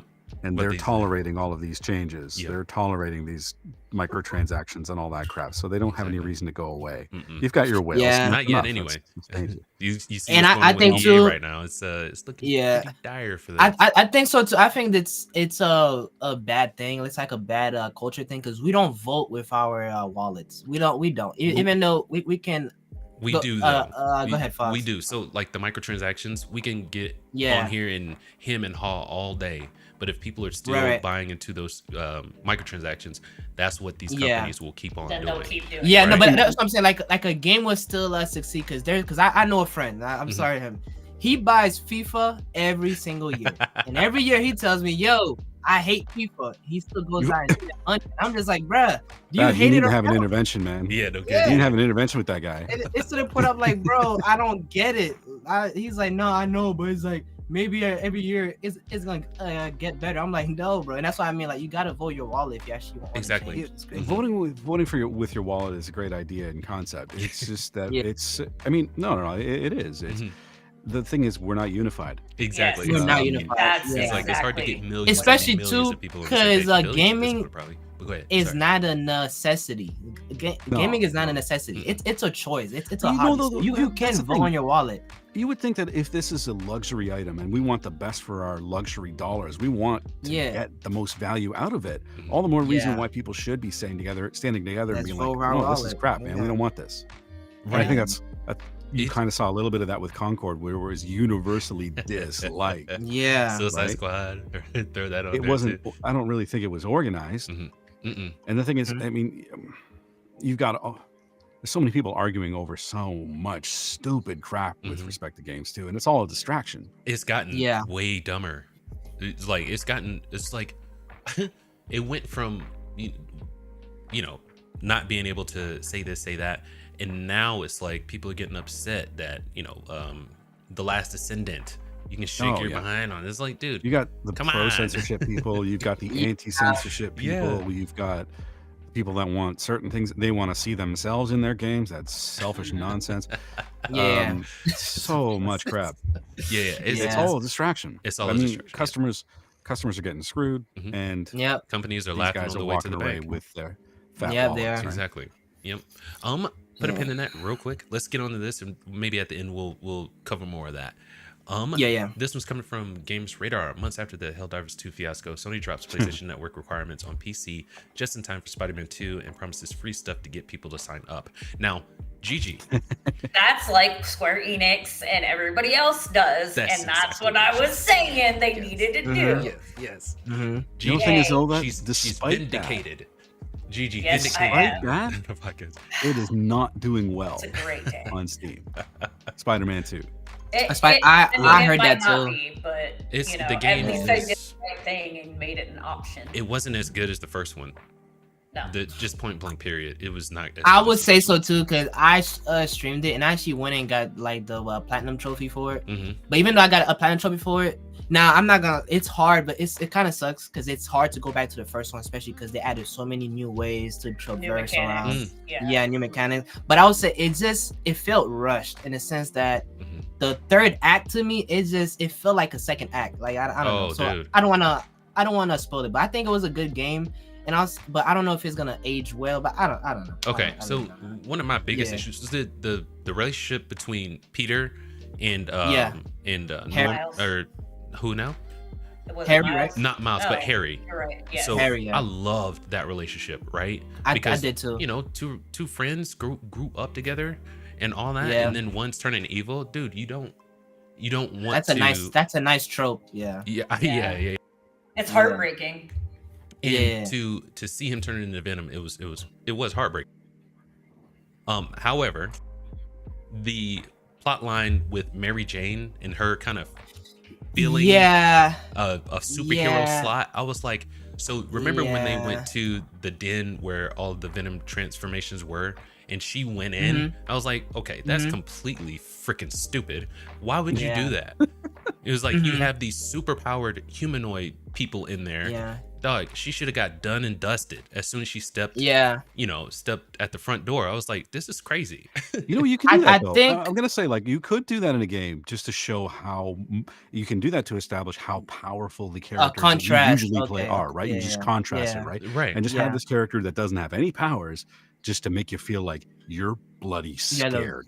You're scared of the Venom symbiote. Like, you could do that. But from what I've seen, she holds her own. Yes. And I've never known Mary Jane in any. And she had a strap on her too, which was crazy. That's true.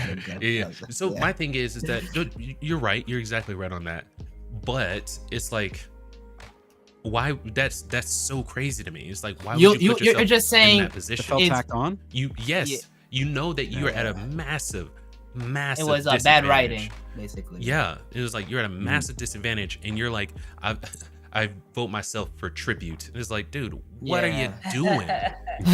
What are you doing? For me, my gripe with the game was you had the black suit for like 10% of the game. And that to me was wow. I'm just like, bro, the black suit is the black suit. It was cool. The black suit. Yeah, and I was like, bro, I didn't even get enough side missions, nor did they show like, you know how in the movies it shows like, okay, it's slowly taking over Peter. You didn't see that. It just happened like that. So it was just bad writing, and it was kind of rushed. I wasn't even mad at the Craven element in there. What I think they should Craven was nice. I think so. I think they should have scratched Miles and the Mary Jane subplot deal, and I think the Mary Jane thing, I'll say it's kind of a bad thing. I'm gonna speak just on a broad more of.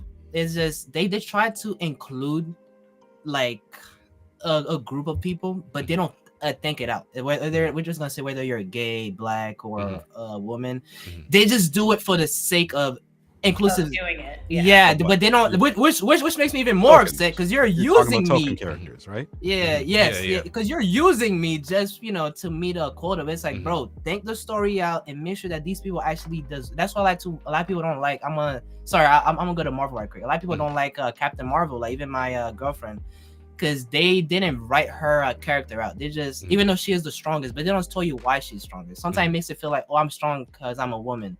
But it's like, no, I'm strong because I'm my own person. I have my own personality, my own story. I feel like it's kind of like that. I don't know. Power scaling, skill sets. You have and this is why, like, Captain.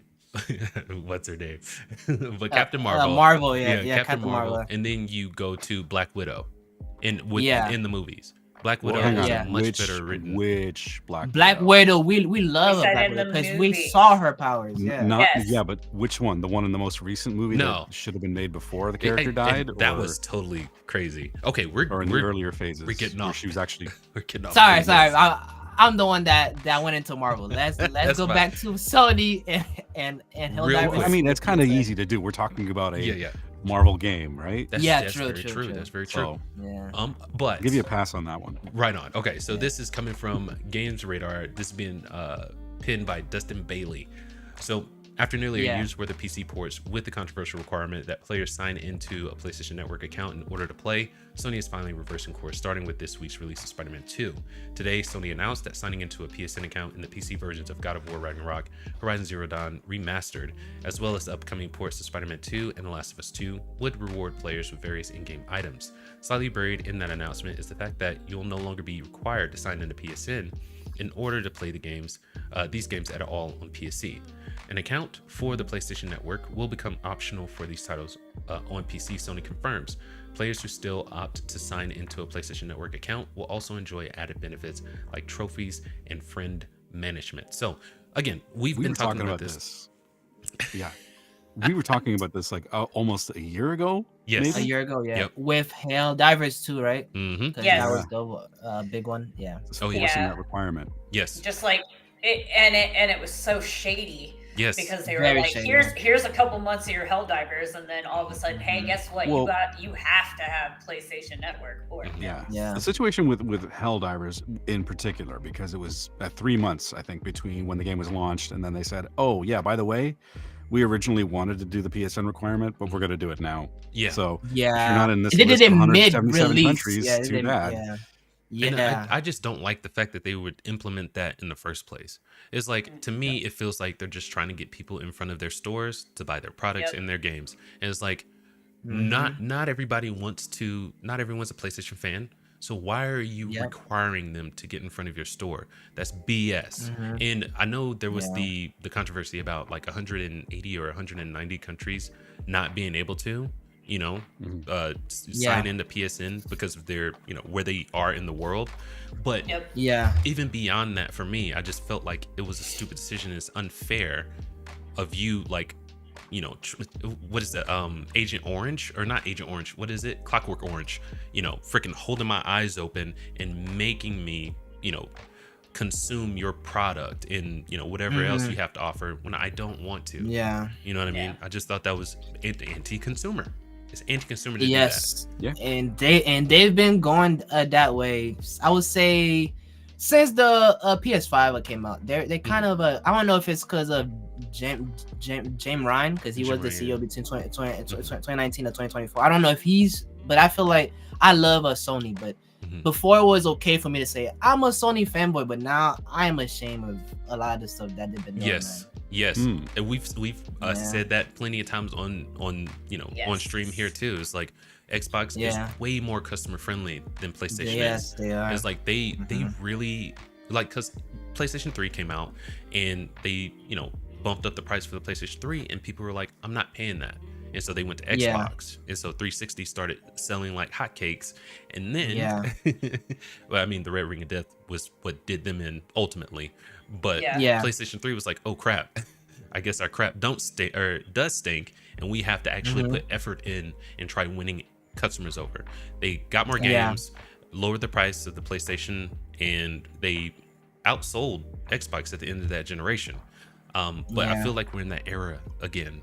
We're in that era of them thinking that they are the cool kid on the block. Yeah, but like they're only showing. If I may ask, do you feel like Xbox is taking advantage of this moment, even though we know that Xbox lost the console war? Well, do you feel like they're planting the seeds? Even though you guys are saying they're becoming a publisher, do you feel like they're planting the seeds for the next generation? Yes, I think they're planting the seeds for like the next battleground. Yes, so it's not going to be consoles. It's going to be the yeah, next. but it's exactly. It's not just consoles that they're doing. They're doing full picture. Yes, exactly. You know what I mean? And that's where Sony is dropping the ball. They're just being like, okay, well, I'm confident because you know, I just watched this video of people walking into Best Buy, walking past Xboxes, stealing the PlayStation 5s, and then walking back past the Xboxes out the door. Yeah. You know what I mean? They're just like, everybody wants the PlayStation. We don't have to worry about Xbox.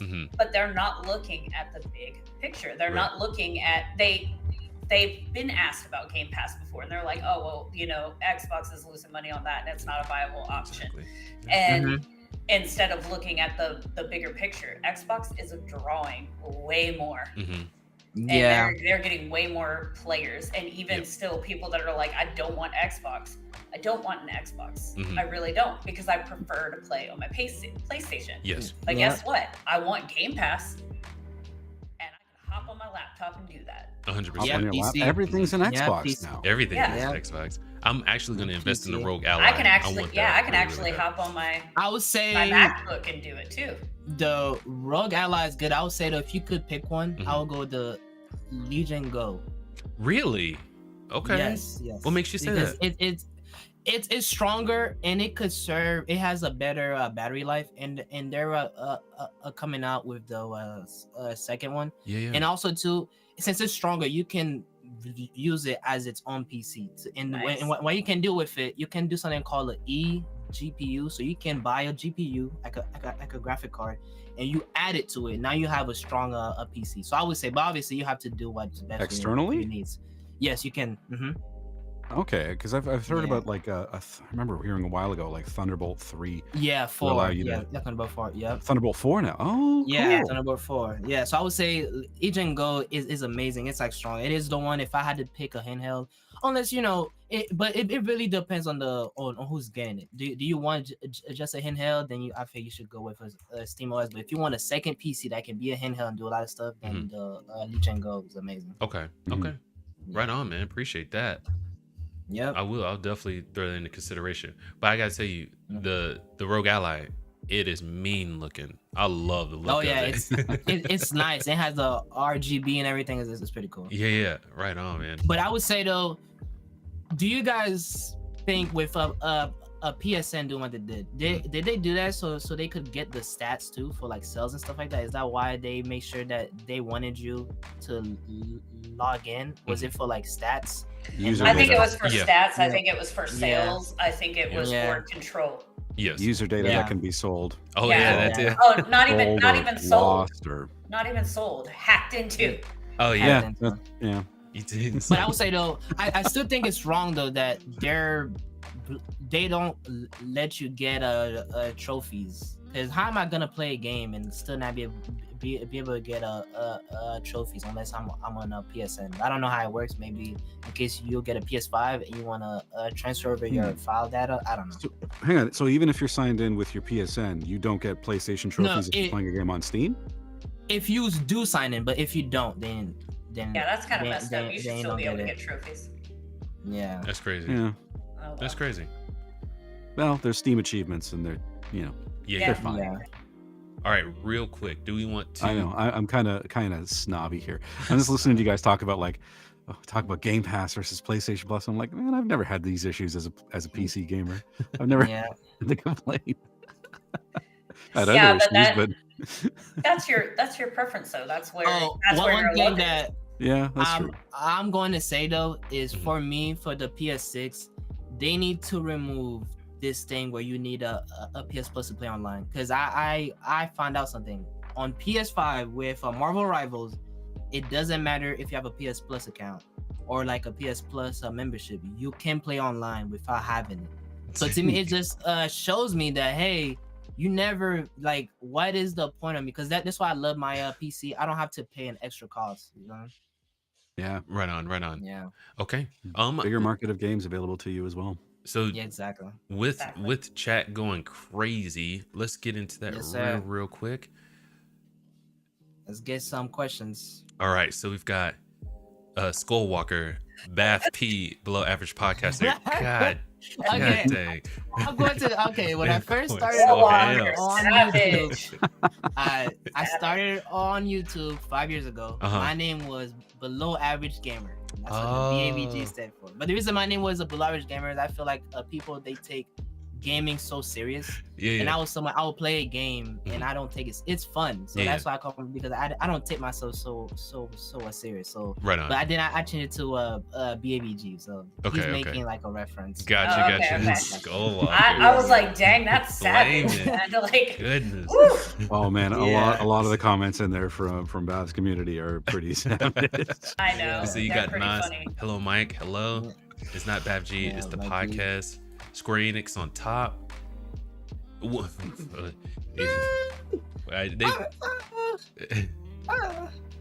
is their last big game? I would say other than the Final Fantasy VII Rebirth. Yeah, I don't know because they said Final Fantasy 16 didn't meet their financial benchmarks, so I don't know. Honestly, but they're definitely better than Ubisoft, though. I would say that much. I would say Square Enix. That's not a high bar, Bav. Forspoken. That's not a hard bar. Forspoken was bad. Yeah, I was gonna say Ubisoft. I'm better than Ubisoft, and I'm not even a dev. Literally, this is hilarious. Say Gabi V, and that last one was Mad Monkey. Gabi V says Xbox ain't getting God of War unless we get Halo. We are getting Halo. PlayStation is getting Halo. We are getting Halo. And and Doom. We're getting the whole game. I want Halo. Yeah. We're getting the whole game. We're getting Doom and everything. It's crazy. Oh, Skullwalker with the lingo. I don't know what ISTG means. What is that? I swear to God. Oh. Yeah. Why we accurate on everything? But anyways, so I swear to God, if GTA 6 makes $100 the normal, we finna collapse. 100%. If they make their game, so GTA can get away with this. I'm not worried about GTA. No. I'm worried about the other ones. GTA shouldn't be. I know you don't want them to, Nas, but they will. I don't subscribe to that attitude. No way, man. Me too. And I feel like GTA 6, don't get me wrong, it's going to be amazing. I know that. But the thing is, we're opening the floodgates if we allow it. Because hang on a second. Whoa. You said GTA 6 is going to be amazing? Yes, sir. How do you know that? I just do. Going off, just stop it. Of previous games, I would say. Previous games, I say that GTA 6 is going to be crap. I'm going to say it's not going to be a Concord situation for sure. No, and they have their past to kind of run on. They've been relatively untainted by this current whatever's going on in the game industry. And I mean, Red Dead was amazing. It was. Okay. It did as much effort as they did with Red Dead. But I would say though, because games, if I recall, used to be $60. Then in 2021 or 2020, they decided to make it 70. And it was 2020 when the PlayStation came out. Norm. Exactly. Yeah, that's right. That's it's right. Like for this me, next generation, the new generation, they did that. GTA 6 for 100 is just like, bro, I bought the console. I don't care how good the game is. You already are gaining a profit margin. You are charging us $100. It doesn't make sense. It's just greed. Dude, 100%. You know why it doesn't make any GTA sense 6 to me? could sell for $40 a pop and still make way more money. Exactly. Yeah. You know why? Because it's a vehicle for GTA Online, and you're going to be paying a bunch of money. Said that on the last episode. Yeah. And just real quick, I read an article that said a rumor is they're going to separate GTA 6 from GTA Online. So you have to buy them separately. I don't know how true that is. Wait, they better make online free because that would be crazy. I don't think they would do that. I think it's I don't know. I mean, what's the greediest option they can go with? Yeah. Sell them separately. That's probably all the one. I know is that I already have to wait a while.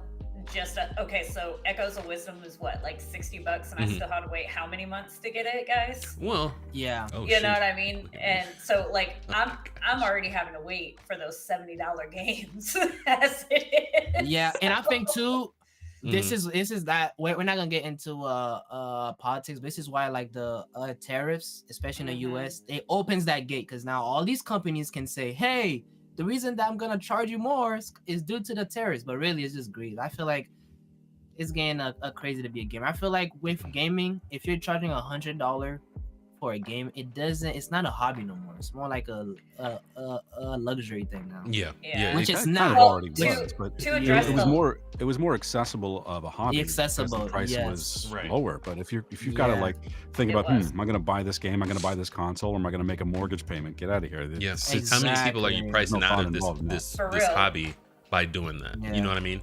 And what they don't understand is now that I have that mortgage, I am priced out of that. Yeah.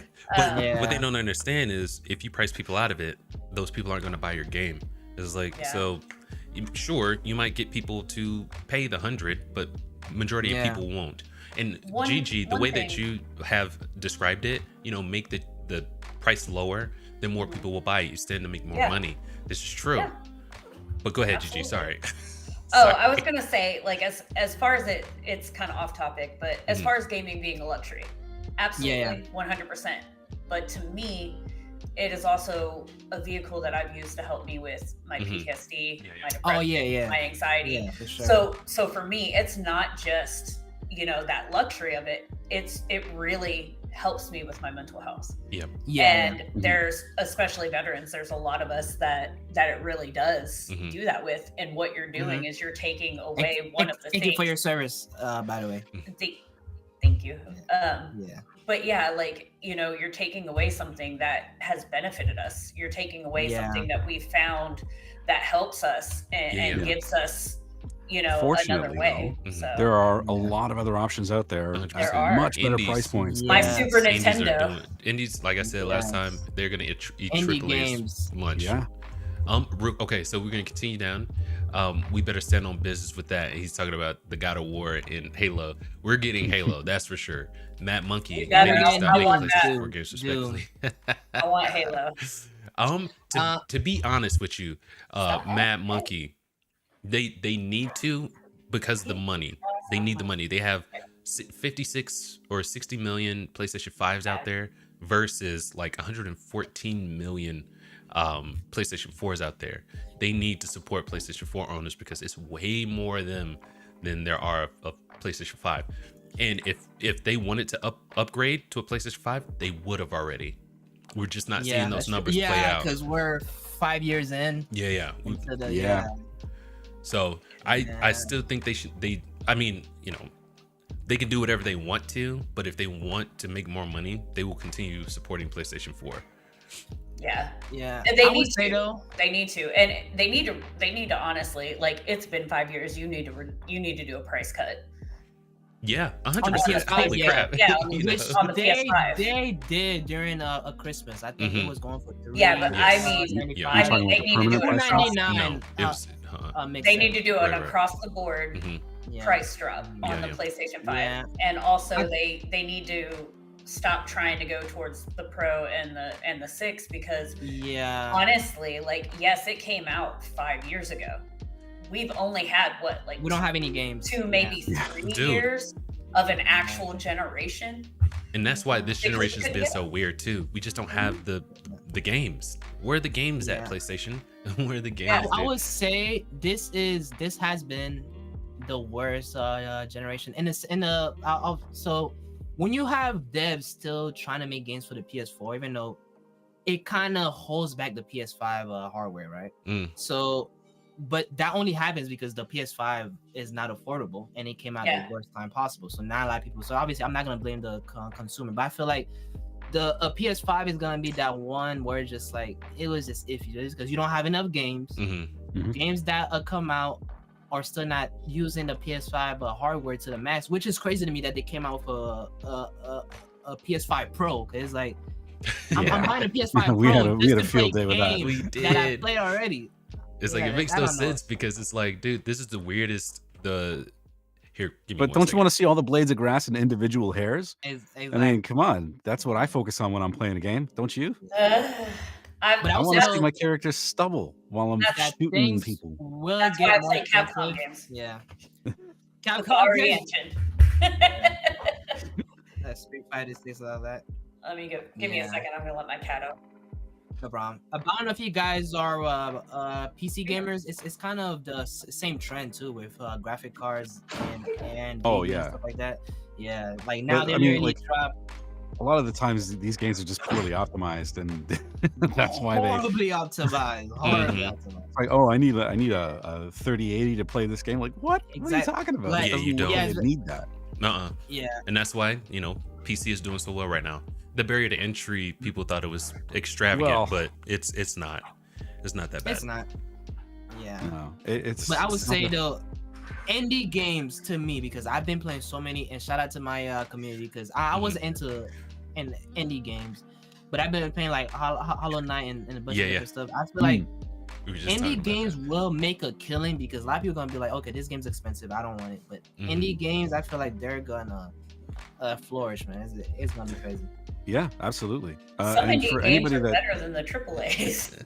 Well, in terms of like pure enjoyment, yeah, sure, absolutely. Yeah. Hollow Knight's pretty good. I've been playing through it just because it's one of those. I have a long ass list of indie games that it's like the prerequisites for calling yourself an indie gamer. Hollow Knight's one of them, and it's been a lot of fun. Hollow Knight is amazing. It is amazing. It is amazing. I honestly got it because I started playing it because I wanted to see what the hype was for Silk Song. Because I keep hearing people talking about Silk Song. I'm like, why are people hyping it so much? I have to play Hollow Knight to find out. Yeah. Do you get it now? No. I'm gonna send he's real cynical, man. He's a cynical. It's got to blow his socks off for him to. I haven't finished it. I haven't finished Hollow Knight. I'm pretty far in, I think. I actually don't even know, but I don't know. I'm not. If a game gets too hyped, it immediately turns me off. And I get in the mode where I'm like, I can't trust the hype. I'm just gonna wait and see. In Nas's defense, he does have a lot of games he plays through. So this is true. I do play a lot at the same time. I was gonna ask y'all this question because I feel like, especially me being a streamer, there's been this trend in gaming where it's becoming more like fast fashion, where it's like a game drops, right, and for 1 month it gets all the hype in the world. I'm gonna use a game. Sparking Zero. It had a million players on the first day. Then a month later, it's like it dies. And I feel like gaming, especially me as a streamer, sometimes I get frustrated because whenever I play a game, there's like a time on my head. I have to finish this game within 3 weeks because none of the games, right? It's like people's attention span, I'm gonna say, due to TikTok, and I love TikTok, it kind of changed, and also it's affecting gaming too. I feel like a lot of games it just dies so fast unless it's a banger like Elden Ring and stuff. Yeah. Well, you got to be an entertaining streamer. That's what makes them want to stay. That's too. Right?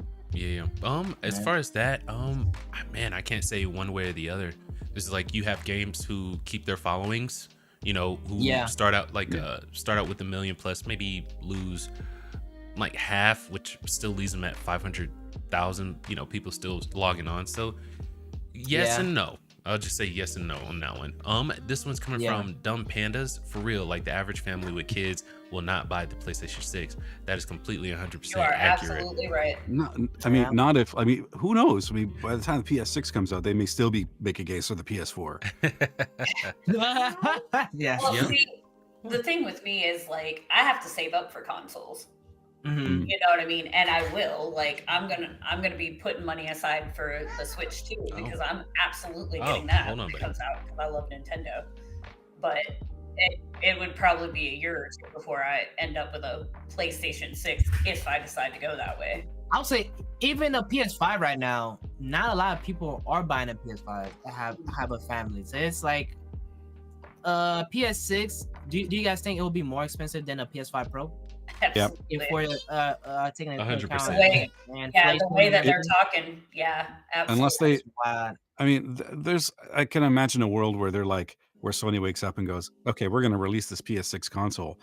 Nobody's going to buy it because nobody's interested in consoles anymore. So let's pivot towards just focusing on a mobile console. I can see a world where that happens, and I think that would probably be a smarter move, because I think you're going to lose a lot of money on the PS6. Fox said something before. I don't know if you mentioned it, but I feel like the future of gaming is cloud gaming. Even though right now a cloud gaming is not the best.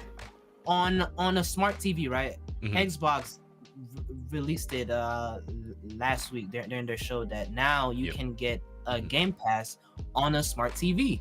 And a Fire Stick and other devices like that. So which to me, that is the future, where it's like I don't even need a hardware, especially if the a company itself is going to host a game, with their hardware. So I feel like if the PS6 decides to be that expensive, a lot of people are gonna be like, you know what, I'll just play it. 100%. Especially too with AI and everything getting better, it's gonna be crazy. The infrastructure, once they get it like pitch perfect. Oh yeah, it'll be an option. For people that have good internet connections anyway. For sure. And Scotty says, "Good point, Bav." Hey. Hey, thank you, Scotty, man. We've got here. Let's do this. We've got Skullwalker again. See, the issue be like we get in these mid months and we just paying to play like it's a requirement to play online, but compared to Game Pass, but we don't get every game. Yeah. PS Plus. Yep. Yeah. Exactly what you said. Yep. Scotty, not enough, but I bet people will still buy the PlayStation Premium membership. That's 100%. Yeah. Oh yeah. Yeah. Loki in the chat. What? No, it's contracts per publisher. That's why some games stay on Game Pass, PS Plus longer than others. Right on. Okay. Yep. Okay. Hey, Loki is our resident encyclopedia when it comes to that. He's got an insider or something he talks to, man. Or he was he just plays a ton of games and reads a lot of stuff. Right on. And if you ever need somebody who's like the opposite of a hype man, he's a guy. Someone that's you guys are like two peas in the pod, bro. I love. I think you guys should still have that stream where you guys are on there together. Oh my gosh, the sparks. We're talking about Star Trek and Star Wars and which one's worse. Just Star Trek. Just you guys going on off about anything and everything. I love it. Together will be like YouTube gold. Yes. Oh yeah. Yeah. All right, I'm holding you to that. Yeah, shoot, man. I guarantee it. I'll host it. You guys just get on here and I'll just sit back and watch. Yeah. Skullwalker. See, my problem would be like I ain't got a PC, so I'm stuck. Right on. I mean, a lot of that stuff has to deal with patience. You know, a lot of us don't have, you know, $2,000 to drop on a PC or something like that. So we have to save up. It's just the amount you're willing to wait for possibly a better experience with PC. You know what I mean? I would say something. It's gonna be a hot take, but I have both. I have a PS5 and I have a decent PC. PC gaming is overrated unless you're the right crowd. I'm gonna say this because damn Nos. I've never heard you that. Nos, just Nos, are you okay? Especially with Game Pass, right? So a game drops. We're just gonna use Ninja Gaiden 2 Black. It just dropped, right? On Game Pass. When it came out, it didn't have a DLSS. It was missing a lot of stuff. With a PC gaming, it's so much like, obviously you have to be tech savvy. There's so much tweaking, while console is plug and play. And I feel like for someone that works a 40 hours a week job, that has kids and comes home, you don't want to come home and there's a driver up there, something. You just want to, you just want that shit to work. You just want it to work. So that's why I'm saying it's over. But PC gaming is superior to console, because when you compare how with a console it's upscaled, and then you'll go to PC, it's a difference. But I feel like it's like a threshold where if a game's good, the graphics won't matter as much. 100%. Yes. Yeah. Yep, indies can do whatever they want as long as it's good. Yeah. Yugen. There's certainly advantages and disadvantages to each. I agree with you, Bav. Like, you just want it to work. Yeah. If I buy a PS game or it's something like Game Pass, I know it's going to work on the console. Yeah. Right. Yep. But if I buy something for PC, I might have to I might have to make some tweaks. I might have to get settings and stuff like that. Yeah, and it can be a bit of a slog. Once it works, it works. Yes. Hopefully, but it's like, oh, I got the wrong, power cable for this. I have to freaking send that back and get the right one. I don't know. I know my son was asking if I would teach him how to build a gaming PC, and I was just like, here's your gaming PC, $500 and less. And he was like, seriously? And I was like, yeah. And he's like he's on the phone with my ex talking about, can I have some money? It's like it's all like knowing what you're looking for and knowing the capacity for them. That's a really big help. You know what I mean? But it's not as expensive as people thinks it is. But it's buying the pre-made. It can vary. I mean, if you buy used, you can pay anywhere between like maybe like $600-700 play some games. You can go all the way up to like over $4,000 or $5,000 if you want. Yeah, depending. If not like a 4090 or like a 5090 now. Oh, dude, that's like an extra level of complexity that exists with PC gaming that doesn't exist with consoles. I mean, you're gonna buy a PlayStation 5 console, you have a choice of two. Right. I would say though, will never regret building my PC, because with PC, when I built one, obviously it's just scary, but it started my tech journey, and I feel like we're going into more of like a technological world, and I feel like it's to the point that even though there is a great divide, I feel like if you build a PC, it gives you like the upper hand, because whether it's coding or just because at the end of the day, tech is the future, so I feel like that's the thing that's it's like, bro, you can already start like as a specialist 2 in IT if you already know how to build a freaking computer. Exactly. You know what I mean? But But Eugen, I lost my Mario Kart race. Sad face. No. Sorry about that, Eugen. Scotty, get good, scrub. I don't want no scrubs. I lose the majority of my Mario Kart races. So. That's all right. Scotty, you might as well get yearly if you know you're going to keep the subscription on a monthly basis, because it's cheaper. Very true. Because it is like bulk buying. Loki, Sony will cave. 100% yes, they will. Mad Monkey, what do y'all take on the rise of sandbox milsims? Give people what they want, you know what I mean? Is that what we're talking about? That I don't know what that is. There's just open world. If you're getting into a sandbox, you're doing a lot of crafting, I would assume. But Minecraft Sims, almost, something like that. But I don't know what Mill Sims is. Oh, military simulators. Oh, good lord, Nos, and that's why. That's not the only reason. That's one of the biggest reasons we have you here. Whispering sweet nothings. But I don't like Mill Sims for obvious reasons. But some of them I actually do enjoy. Yeah, if they're good, then heck yeah, dude. If I could find one I'd be interested in playing, I'll play it. What's an example of one, like a good Mill Sims? I don't know. It's like you know those what's that one where Arnold Schwarzenegger was a part of, and he would like freaking it's like tanks. Is Arma considered that? I want to say yes. I want to say yes. I remember on the PS2 there was this game called SOCOM. Does that count? Or is that? Oh, could be. That count? Yeah. Right on. SOCOM.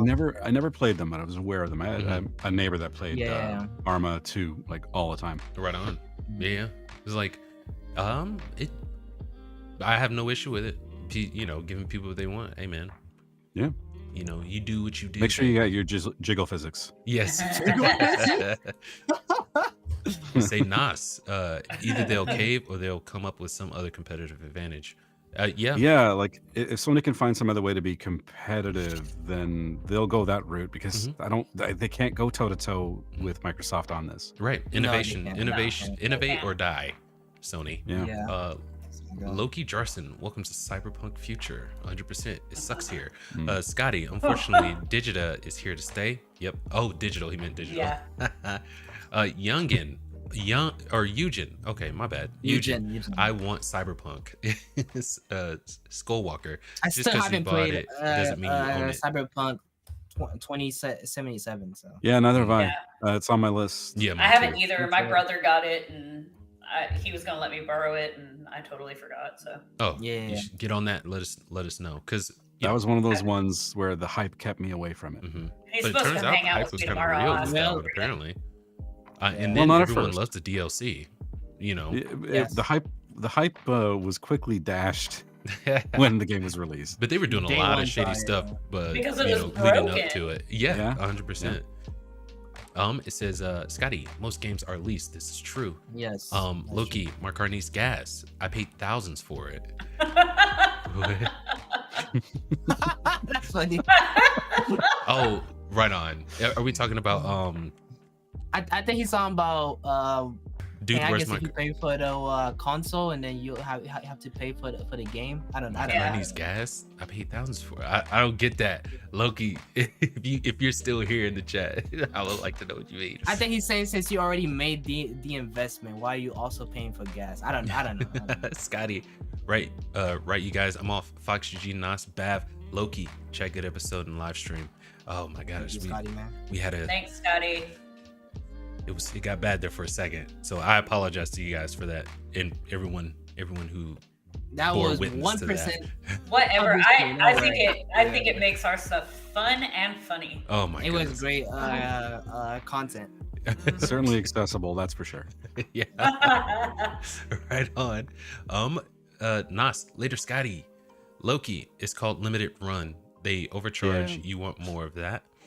Yeah. We're talking about well, like physical releases. Right. Yeah. It depends, man. It's like, if it's something that I really want, I kind of won't care about the price. You know what I'm saying? Like, if like, let's say if, you know, Metal Gear Delta comes out with a, you know, you get the package box version. Yeah, the box version, and you get a digital code in there, and it's selling for $80 to $100. I'm gonna get that. You know, it's, but you know, that's why it should be on like a customer to customer basis. You know what I mean? If you're willing to pay it and they're willing to provide it, I kind of don't see anything wrong. So with you're saying, I kind of like this. So you're saying someone wants the deluxe or like the you know, when the one that comes with a statue or whatever, it should also include like a physical disc. Like, would you 100%. You like that? I would love that. Forward? Give you something, you know, make it worth your money.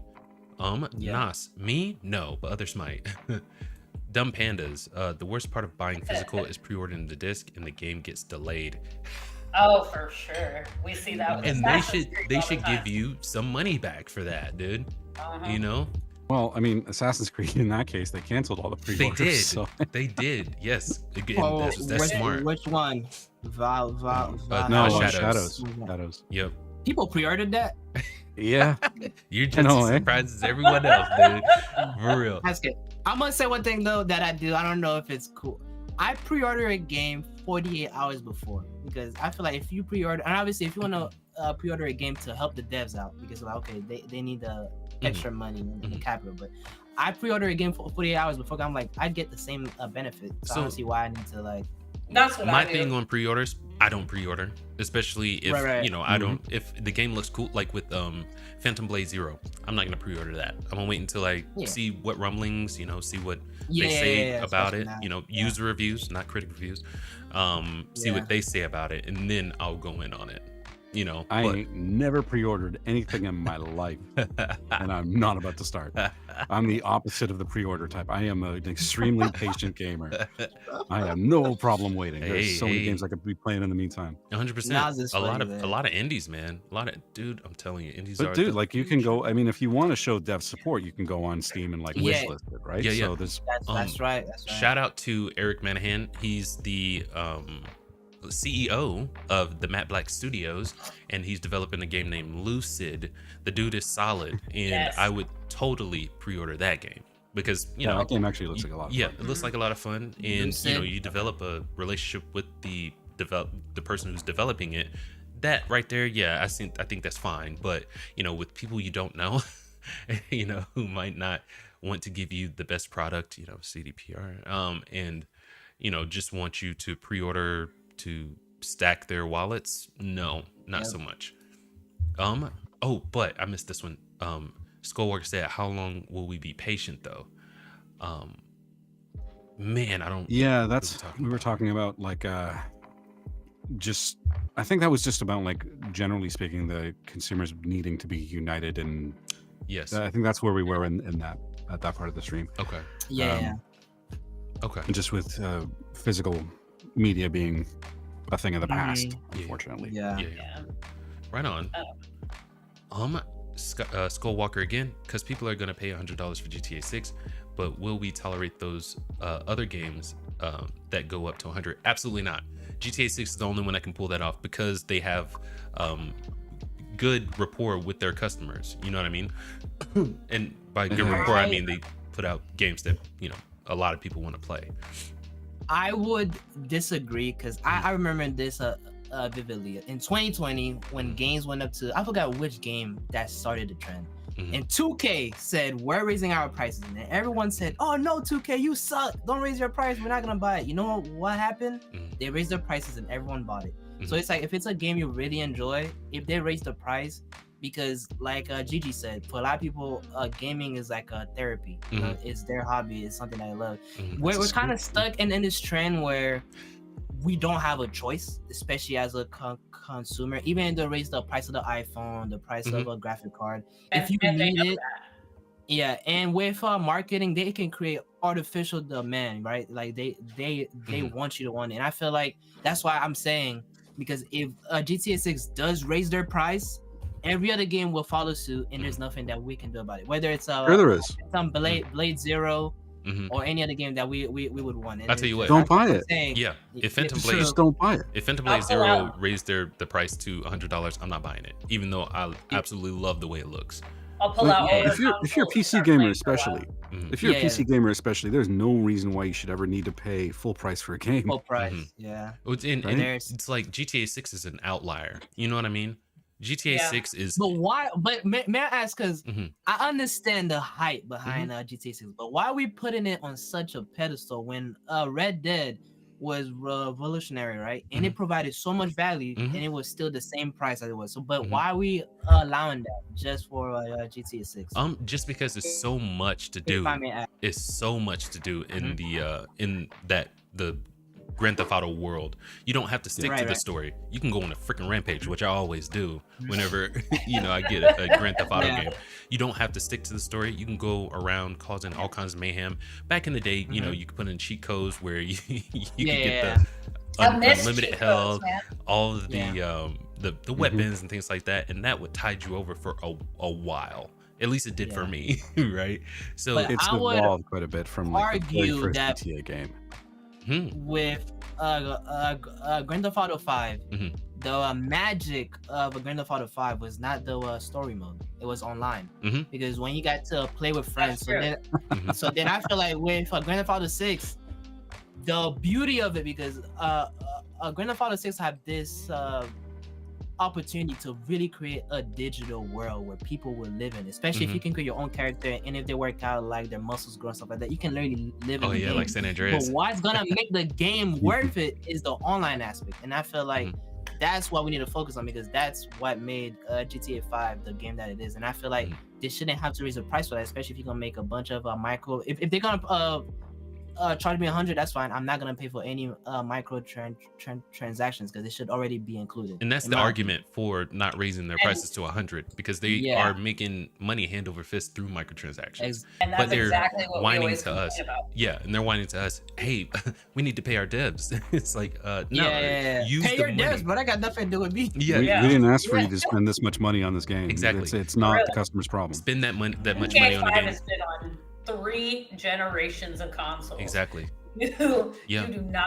And then that is wild. PS3, PS4, PS5. That is crazy. And then when you think about, like, let's say EA, you know what I'm saying? They make that money from microtransactions. You know what I mean? Yes, they do. They got their whales. Yeah. And so that's the thing. It's like these companies nowadays have been making more money than they have ever. I mean, they're surpassing the entertainment. Not surpassing. They have far surpassed the entertainment industry. It's a multi-billion dollar, you know what I mean?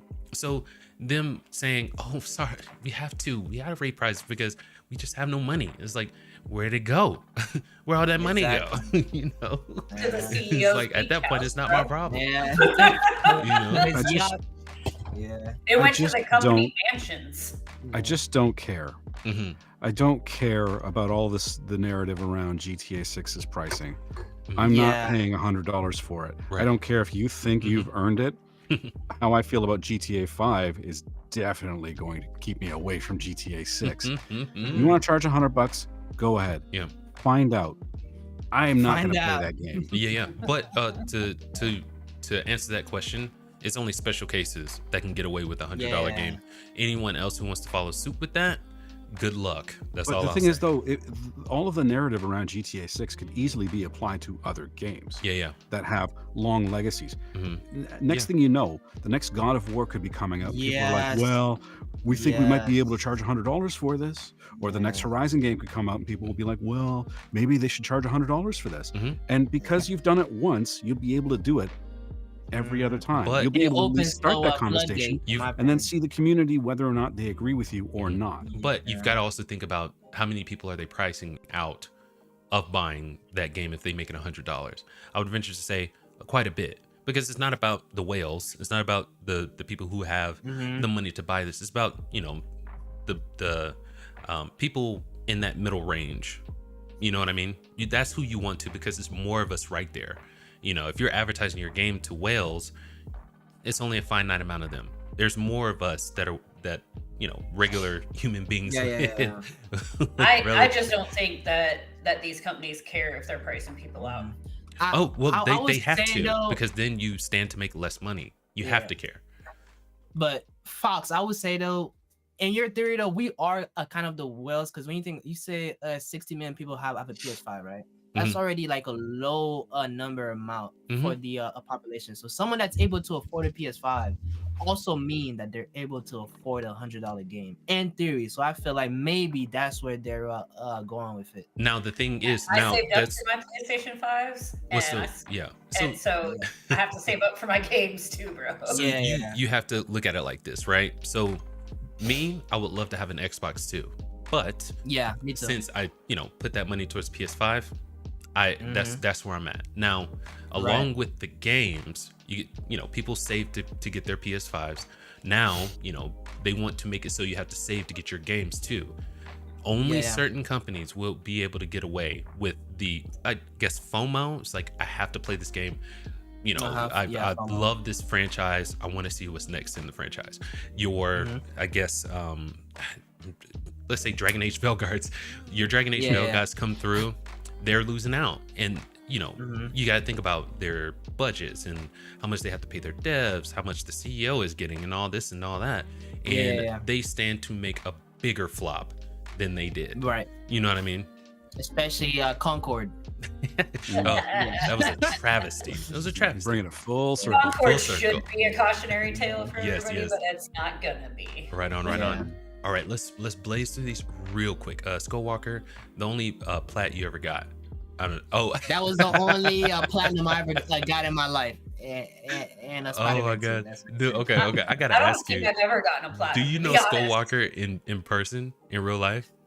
No, but Skull and John, I would say that they're friends, because when I started streaming in 2021, they became part of the channel in 2022. So they're my mods and they're friends. Got you, because man, he is flaming you. I don't know what's going on. He flames me with tough love everything. Gotcha. Okay, right on. Shout out to Skywalker or Skullwalker. My bad. I don't want him to flame me too. Loki Jarson, Spider-Man 2 is the worst written superhero game ever. I don't know about ever, but it is certainly. We can definitely give it a second up Razzie, if you feel me, if you know what I'm talking about. Skullwalker. I don't know about the worst, but there's so many holes in it for sure. Yes, there's a lot of holes in it. For sure. Skullwalker, she deserved a plot line, but she shouldn't be fighting trained soldiers going after an alien. 100%. She shouldn't be fighting aliens either. It was a weird power scaling. Yes. Oh, dude. It just turned that part into like a survival horror for her. 100%. Yep. Loki Jarson. Did you guys like the first part though? In the first game, did you like her mission? It felt a little more reasonable because she was sneaking around more. You know what I mean? Yeah. She didn't have the shocker gun. She didn't, or the taser gun. She didn't have that. So she seriously had to sneak around, because there's no way she was overpowering, people twice their size, and highly trained people, and heavily armed people. So they did well with that, in my opinion. It made sense, but they really gave her a stat boost on this PlayStation Spider-Man 2. Loki Jarson, by the by, she got superhuman abilities through osmosis, I guess. Osmosis. I won't even go to where I was planning on going. Loki Jarson, by the by, this announcement doesn't mean Sony wouldn't change its mind again later. This is true. I think customers will force them to stay the course though. Loki Jarson, so Microsoft won the digital war already. Yeah. Like we were saying, PlayStation won the console war. Xbox it's looking like they have one. Knossig, I'm thinking so. Skullwalker, Sony's taking the same seat as WB in Disney, where they just stopped caring and become this big manipulator that just wants people to fan them money for the cheapest production. 100%. Well, look at Loki, 1,000%. Dang. Who doesn't want money for doing nothing? I know. That's the dream. Capitalism 101. That is the dream, to be so. What's that? You reached Uruguay. like levels if you capitalist and you found out how to make money while doing nothing. It's a money glitch. Yes. Yes. Good old cheat code. Yes. Skullwalker. I wish I could do a real life money glitch. Damn. I would love to be a PC gamer, but I'm broke. Right on, dude. That's again. Yeah. It's whatever you make it. Thing, it's whatever you make it. Because I mean, you can get a decent PC for the amount that you can get a PlayStation Pro at. You know what I mean? That's true. So that's true. It's just on how much you're willing to research, save, and then build yourself. There's a lot of options out there. Yeah, it can be a little bit intimidating, but you got to see if you start somewhere, and especially if you know somebody who's built one before, and you have an idea what kind of games you want to play, they may be able to help you out. Yeah. Yep. Skullwalker. Yeah, any free game you don't need there's an PlayStation Plus. Asterisk on that on the free game on PC. There's an asterisk on that. Yeah, obviously people go out and a pirate. Skullwalker. Sail the high seas. Yeah, story time. Oh yeah. Dumb Pandas. The name definitely still hold up with your Wuchang gameplay, bro. I guess he's talking to you, Bav. Yeah. Right on. Because it took me 9 hours to beat the final boss on stream. Oh, oof. Okay. But I mean, I bet it wasn't 9 hours of just fighting the boss. It was 9 hours of getting there and then fighting him. No. It was 9 hours fighting the boss. Like the kids say. I love to do. I would say Elden Ring kind of messed up gaming for me because it was so hard, but I enjoyed it. So now I always do a challenge run. So with Black Myth, because when you do the L2 circle, it gives you an extra health, right? Because you do a transformation.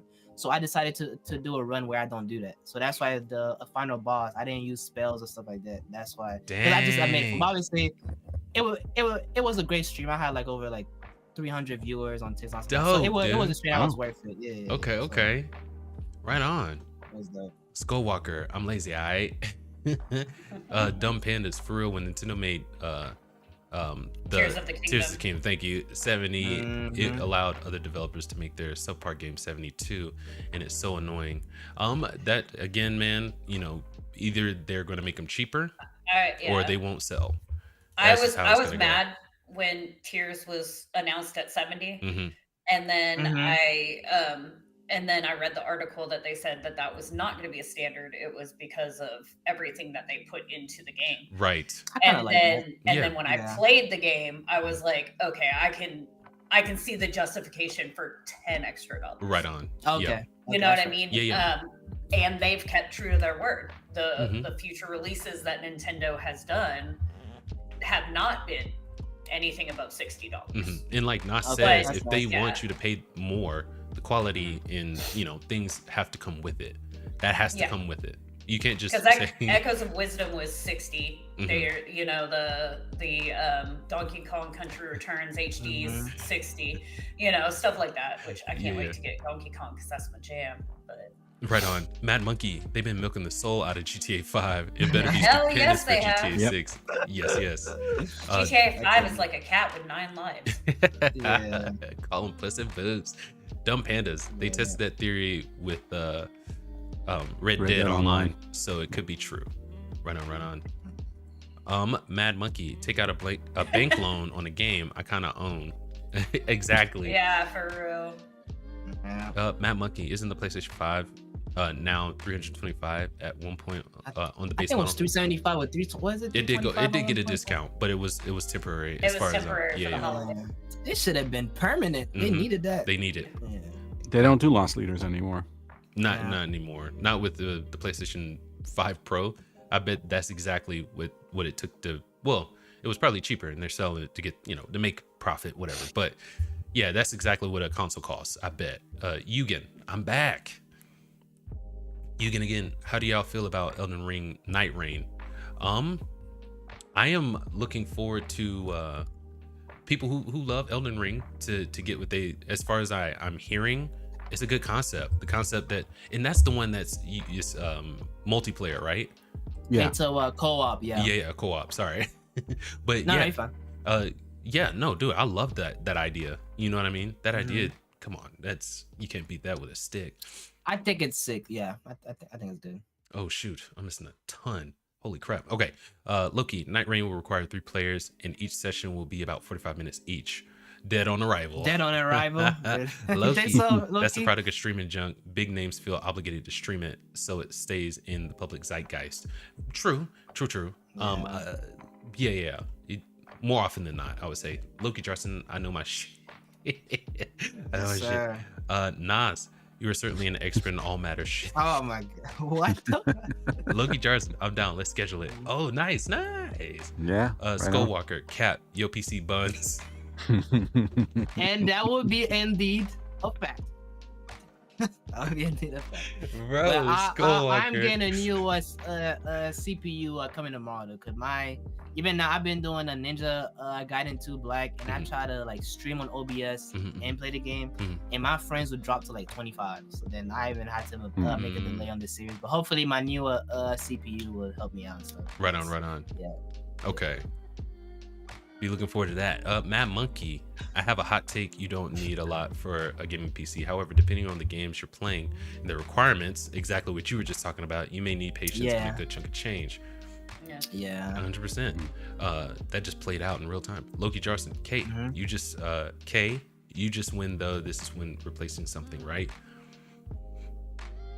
Huh? Yeah, you will know when to replace. You just know when. Gotcha. I don't know what you're talking okay. I see what you're talking about. Skullwalker. I would say this requires. What? I will say this. I would say this right quick. Oh. Yeah. Oh, okay. I love Marvel Rivals' approach to their live service playing. Yeah, they give people what they want. They want a bunch of characters. They want to get in and just like mollywop each other. Yeah. and the thing I would say, a lot of companies don't realize, and theirs don't realize, is if I love something, I don't mind spending, like a Fox said with a Delta, he doesn't mind spending more money for, what was it, Cologne or something like that.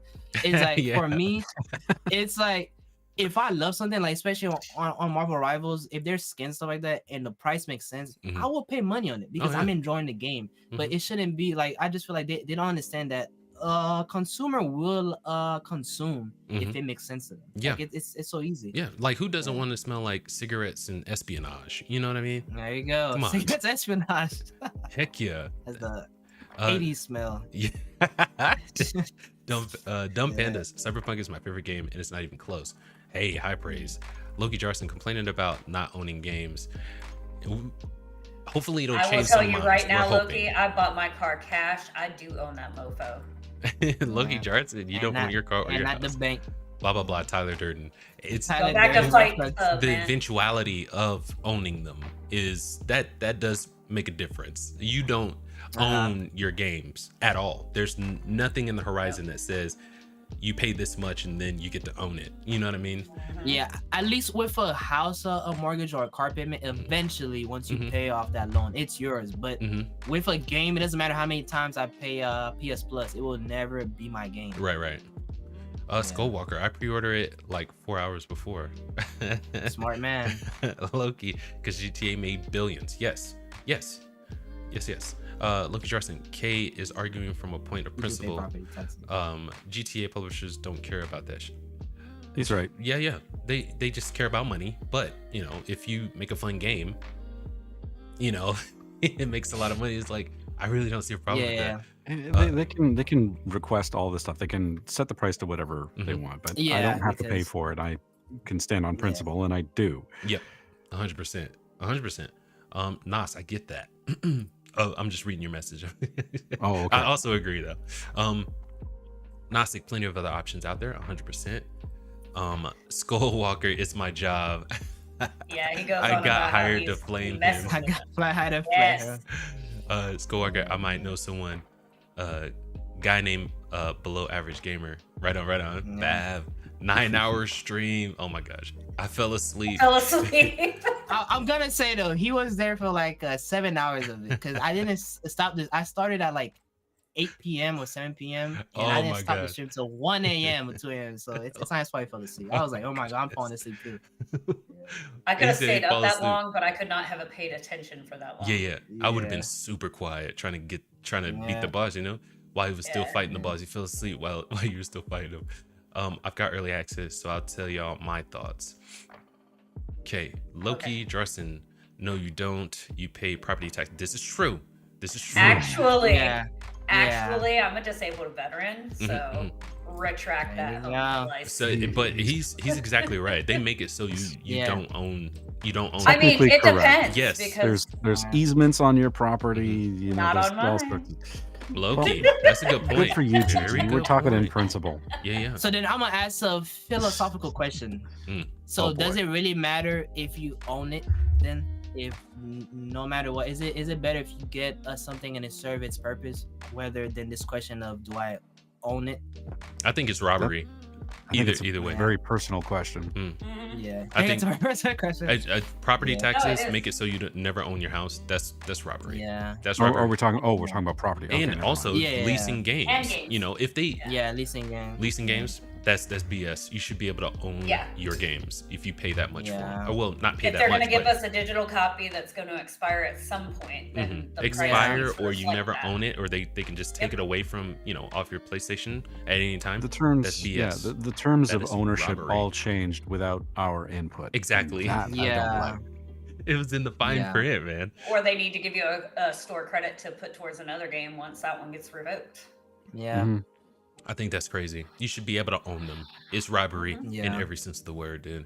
Dumb pandas. I mean, they put it out there. Oh, you're only renting our games, right? They finally put that out there.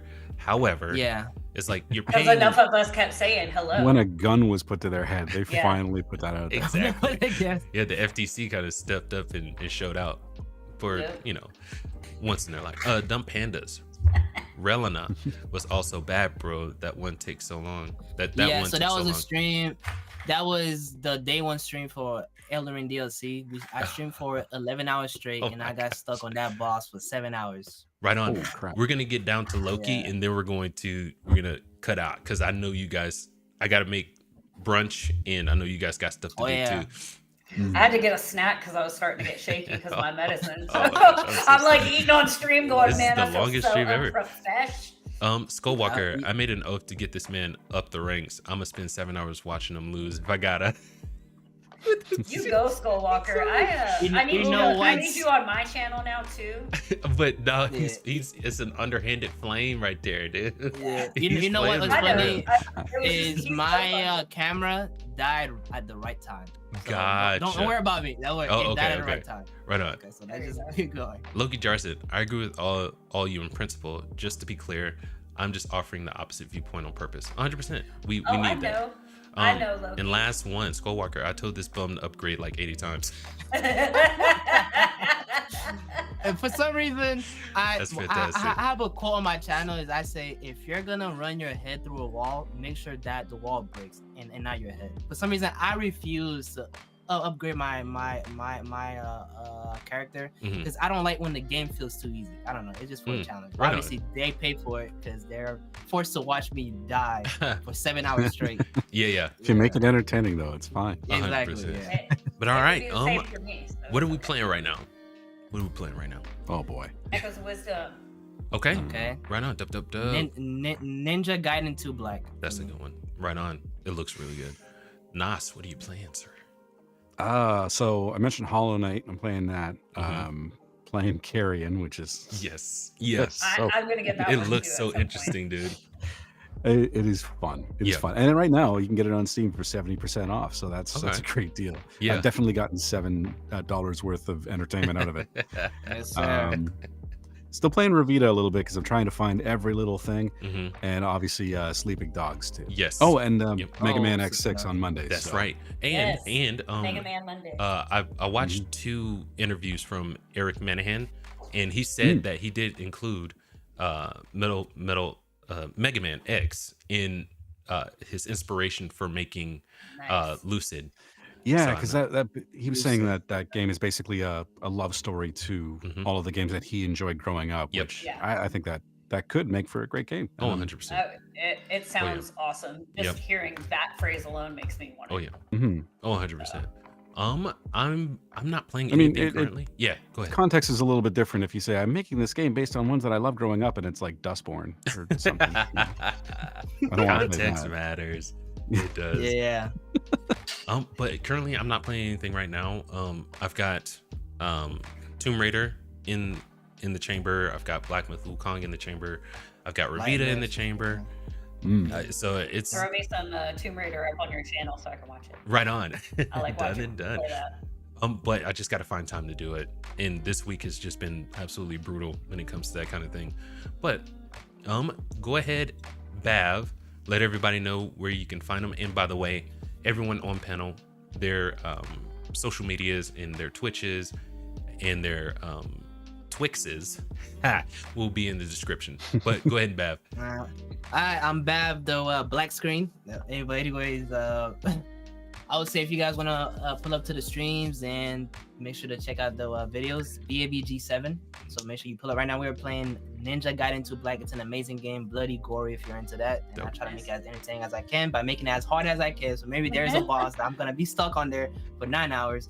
But I just want to say a special shout out to Fox and Gigi and Nos. I had a great time. You know, it's amazing to talk about a passion with others that share the same. Yeah, so, absolutely. thank you so much. And whenever you guys want me to come back to fill in for Scotty, I'll be back. You can have your own spot, dude. Yeah, you can have 2 spots. Or 3. Hey now. Right on. All right, guys, I'm gonna go ahead and close it out. See you on the other side. All right. Bye, everybody. Thank you so much. Bye. Right on. Special thanks to the panel. Everyone was freaking fantastic, even though I dropped the ball hardcore. But I appreciate them showing up and showing out. They did so good. I'm so proud of the team that we have here. And if you want to get a hold of them, you can see what they're doing on their channels.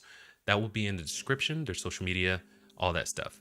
And while you're down there, we do have a Rolodex of stuff you can look at also. But last but not least, you know, everyone that showed up in the comments, man, really appreciate that. Special thanks to all those guys. Special thanks to John DBZ, Loki, Dumb Pandas, Skullwalker, everyone, Eugen, all those guys that were in the comments. Really appreciate you. And if you were sitting back and just watching it, totally appreciate you too. There would be no reason to wake up late at 6 o'clock or 7 o'clock to get this done without you watching. So we appreciate it. You can catch us around the same time next week, but until then, keep it casual. Peace.